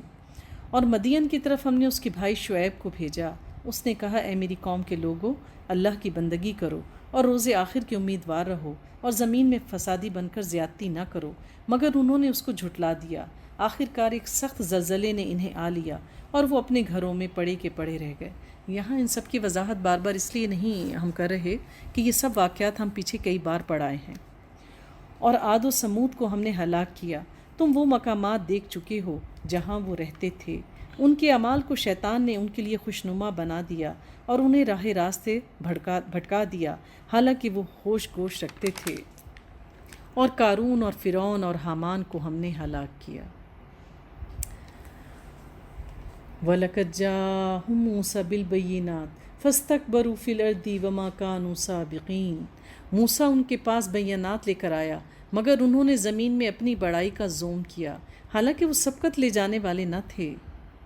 یعنی یہ سب متکبر لوگ تھے، قارون بھی، فرعون بھی اور حامان بھی۔ ان سب نے کیا کیا؟ ان کی وجہ ہلاکت کیا بنی؟ ان کا تکبر، حالانکہ وہ سبقت لے جانے والے نہ تھے۔ آخرکار ہر ایک کو ہم نے اس کے گناہ میں پکڑا، پھر ان میں سے کسی پر ہم نے پتھراؤ کرنے والی ہوا بھیجی اور کسی کو ایک زبردست دھماکے نے آ لیا۔ تو کیا ہوا کہ اللہ تعالیٰ جو لوگ اس دنیا میں تکبر کرتے ہیں، اللہ تعالیٰ آخرت میں تو جو اس کو ذلیل و رسوا کریں گے، لیکن دنیا میں بھی اس کو ضرور اس کی سزا چکھاتے ہیں۔ جیسے ہم نے کہا ہے سورۃ الفیل کو دیکھیں، الم تری کیف فعل ربک باصحاب الفیل، کہ جب ابرہہ نے لشکر لے کے مکہ کی طرف چڑھائی کی تھی کہ میں ہاتھیوں کا لشکر لے کے جاؤں گا، تو اللہ تعالیٰ نے اس کے تکبر کو کیسے مٹایا؟ اتنی بڑی فوج کو کس سے؟ ابابیل، چھوٹے سے پرندے کی چونچ میں پتھر دے کے کنکروں سے ہی مار کے ختم کر دیا، کنکروں سے مار کے ختم کر دیا۔ اور نمرود کس طرح مارا؟ تو بات یہ ہے کہ چھوٹی سی چیز سے، چھوٹی سی چیز جو ہے اللہ تعالیٰ پھر اسی طرح سے اس کو ذلیل و رسوا کرتے ہیں۔ یا وہ لوگ جن پر وہ فخر جتاتے تھے، اللہ تعالیٰ ان کو بڑائی دے کے ان کے اوپر مسلط کر دیتے ہیں۔ یوں اللہ تعالیٰ تکبر کرنے والوں کو سزا دیتے ہیں۔ پھر اللہ تعالیٰ فرماتے ہیں جن لوگوں نے اللہ کو چھوڑ کر دوسرے کو سرپرست بنا لیا ان کی مثال مکڑی جیسی ہے. اتخذت بیتا وان اوحان البیوت لبیت العنکبوت، جو اپنا گھر بناتی ہے اور سب گھروں سے زیادہ کمزور گھر مکڑی کا گھر ہی ہوتا ہے. تو اللہ تعالیٰ انسان کو جھنجھوڑ رہے ہیں اور مثال دے رہے ہیں کہ جو اللہ پر توکل کرنے کی بجائے، اللہ کو معبود بنانے کی بجائے اس دنیا کے جھوٹے اور عارضی سہاروں کو اپنا مددگار سمجھیں گے اور ان سے اپنے لیے اسباب پیدا کرنے کی توقع رکھیں گے، تو پھر ایسا ہی ہے کہ جیسے انہوں نے مکڑی کا ایک جالا بنایا ہو، کہ مکڑی انتہائی محنت سے اپنا جالا بناتی ہے اور جو انتہائی کمزور ہوتا ہے. کاش یہ لوگ علم رکھتے. یہ لوگ اللہ کو چھوڑ کر جس چیز کو بھی پکارتے ہیں اللہ اسے خوب جانتا ہے اور وہی زبردست اور حکیم ہے. یہ مثالیں ہم لوگوں کی فہمائش کے لیے دیتے ہیں. یعنی اللہ نے اس مکڑی کے جالے کی کس لیے رکھی ہے کہ کتنا نازک سا ہوتا ہے، ذرا سی ٹھیس لگتی ہے، بناتی کتنی دنوں میں اور کتنی محنت کر کے، اور سیکنڈوں میں ختم ہو جاتا ہے، اس کو کوئی پناہ نہیں دیتا. تو یہ دنیاوی معبود، دنیاوی وسائل جو ہیں وہ سب دھرے کے دھرے رہ جائیں گے اور اس وقت انسان کا کوئی مددگار نہیں ہوگا. خلق اللہ السماوات والارض بالحق ان فی ذلک لآیات للمؤمنین.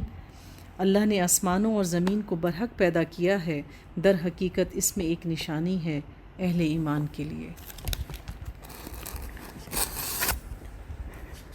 آج کی سنتیں. 2 سجدوں کے درمیان جلسہ کی سنت، یعنی جو ہم نماز کے 2 سجدے کرتے ہیں ہر رکعت میں، تو ایک سجدہ ادا کرنے کے بعد توقف کرنا چاہیے، تھوڑی دیر بیٹھنا چاہیے اور پھر دوسرا سجدہ کرنا چاہیے. پھر جب تشہد کے لیے بیٹھا جاتا ہے، قعدے میں بیٹھا جاتا ہے، اس جلسہ میں طوالت کرنی چاہیے، کیونکہ رسول اللہ صلی اللہ علیہ وآلہ وسلم اتنا لمبا جلسہ کیا کرتے تھے، یعنی قعدہ میں اس قدر طویل بیٹھ کے آپ دعائیں پڑھا کرتے تھے کہ صحابہ سمجھتے تھے کہ شاید آپ بھول گئے. اللہ تعالیٰ کہتے ہیں کہ کسی مومن کا نماز پڑھنا ایسے ہے جیسے وہ مزدوری کر رہا ہو، کہ اس نے اپنے آپ کو کتنا تھکایا، اور اس کا تشہد میں بیٹھ کر دعائیں مانگنا ایسے ہے کہ وہ مزدوری مانگ رہا ہو، تو پس تم اس میں جلدی نہ کیا کرو. اسی طرح تشہد میں بیٹھنے کی کیفیات ہیں. تشہد میں 3 طرح سے بیٹھا جاتا ہے. ایک یہ کہ دایاں پاؤں کھڑا کر کے دائیں پاؤں کی پنڈلی کے نیچے رکھ کے زمین پہ بیٹھ جائیں، یعنی دایاں پاؤں کھڑا کر لیں اور بائیں پاؤں کو بٹھا لیں،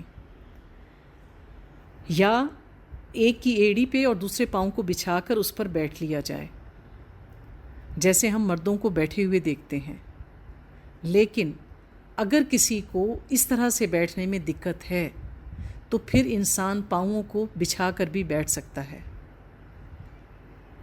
یا کسی بیماری کی وجہ سے یا کسی بھی اور عذر کی وجہ سے. یعنی انسان اپنی کوشش کرے کہ اسی طرح سے بیٹھے جیسے نبی پاک صلی اللہ علیہ وسلم کی سنت ہے. لیکن اگر کسی عذر کی وجہ سے انسان اس طرح سے نہیں بیٹھ پاتا تو پھر اس کے لیے اللہ تعالیٰ نے چھوٹ دی ہوئی ہے. اشہد ان لا الہ الا انت نستغفرک و اتوب الیک.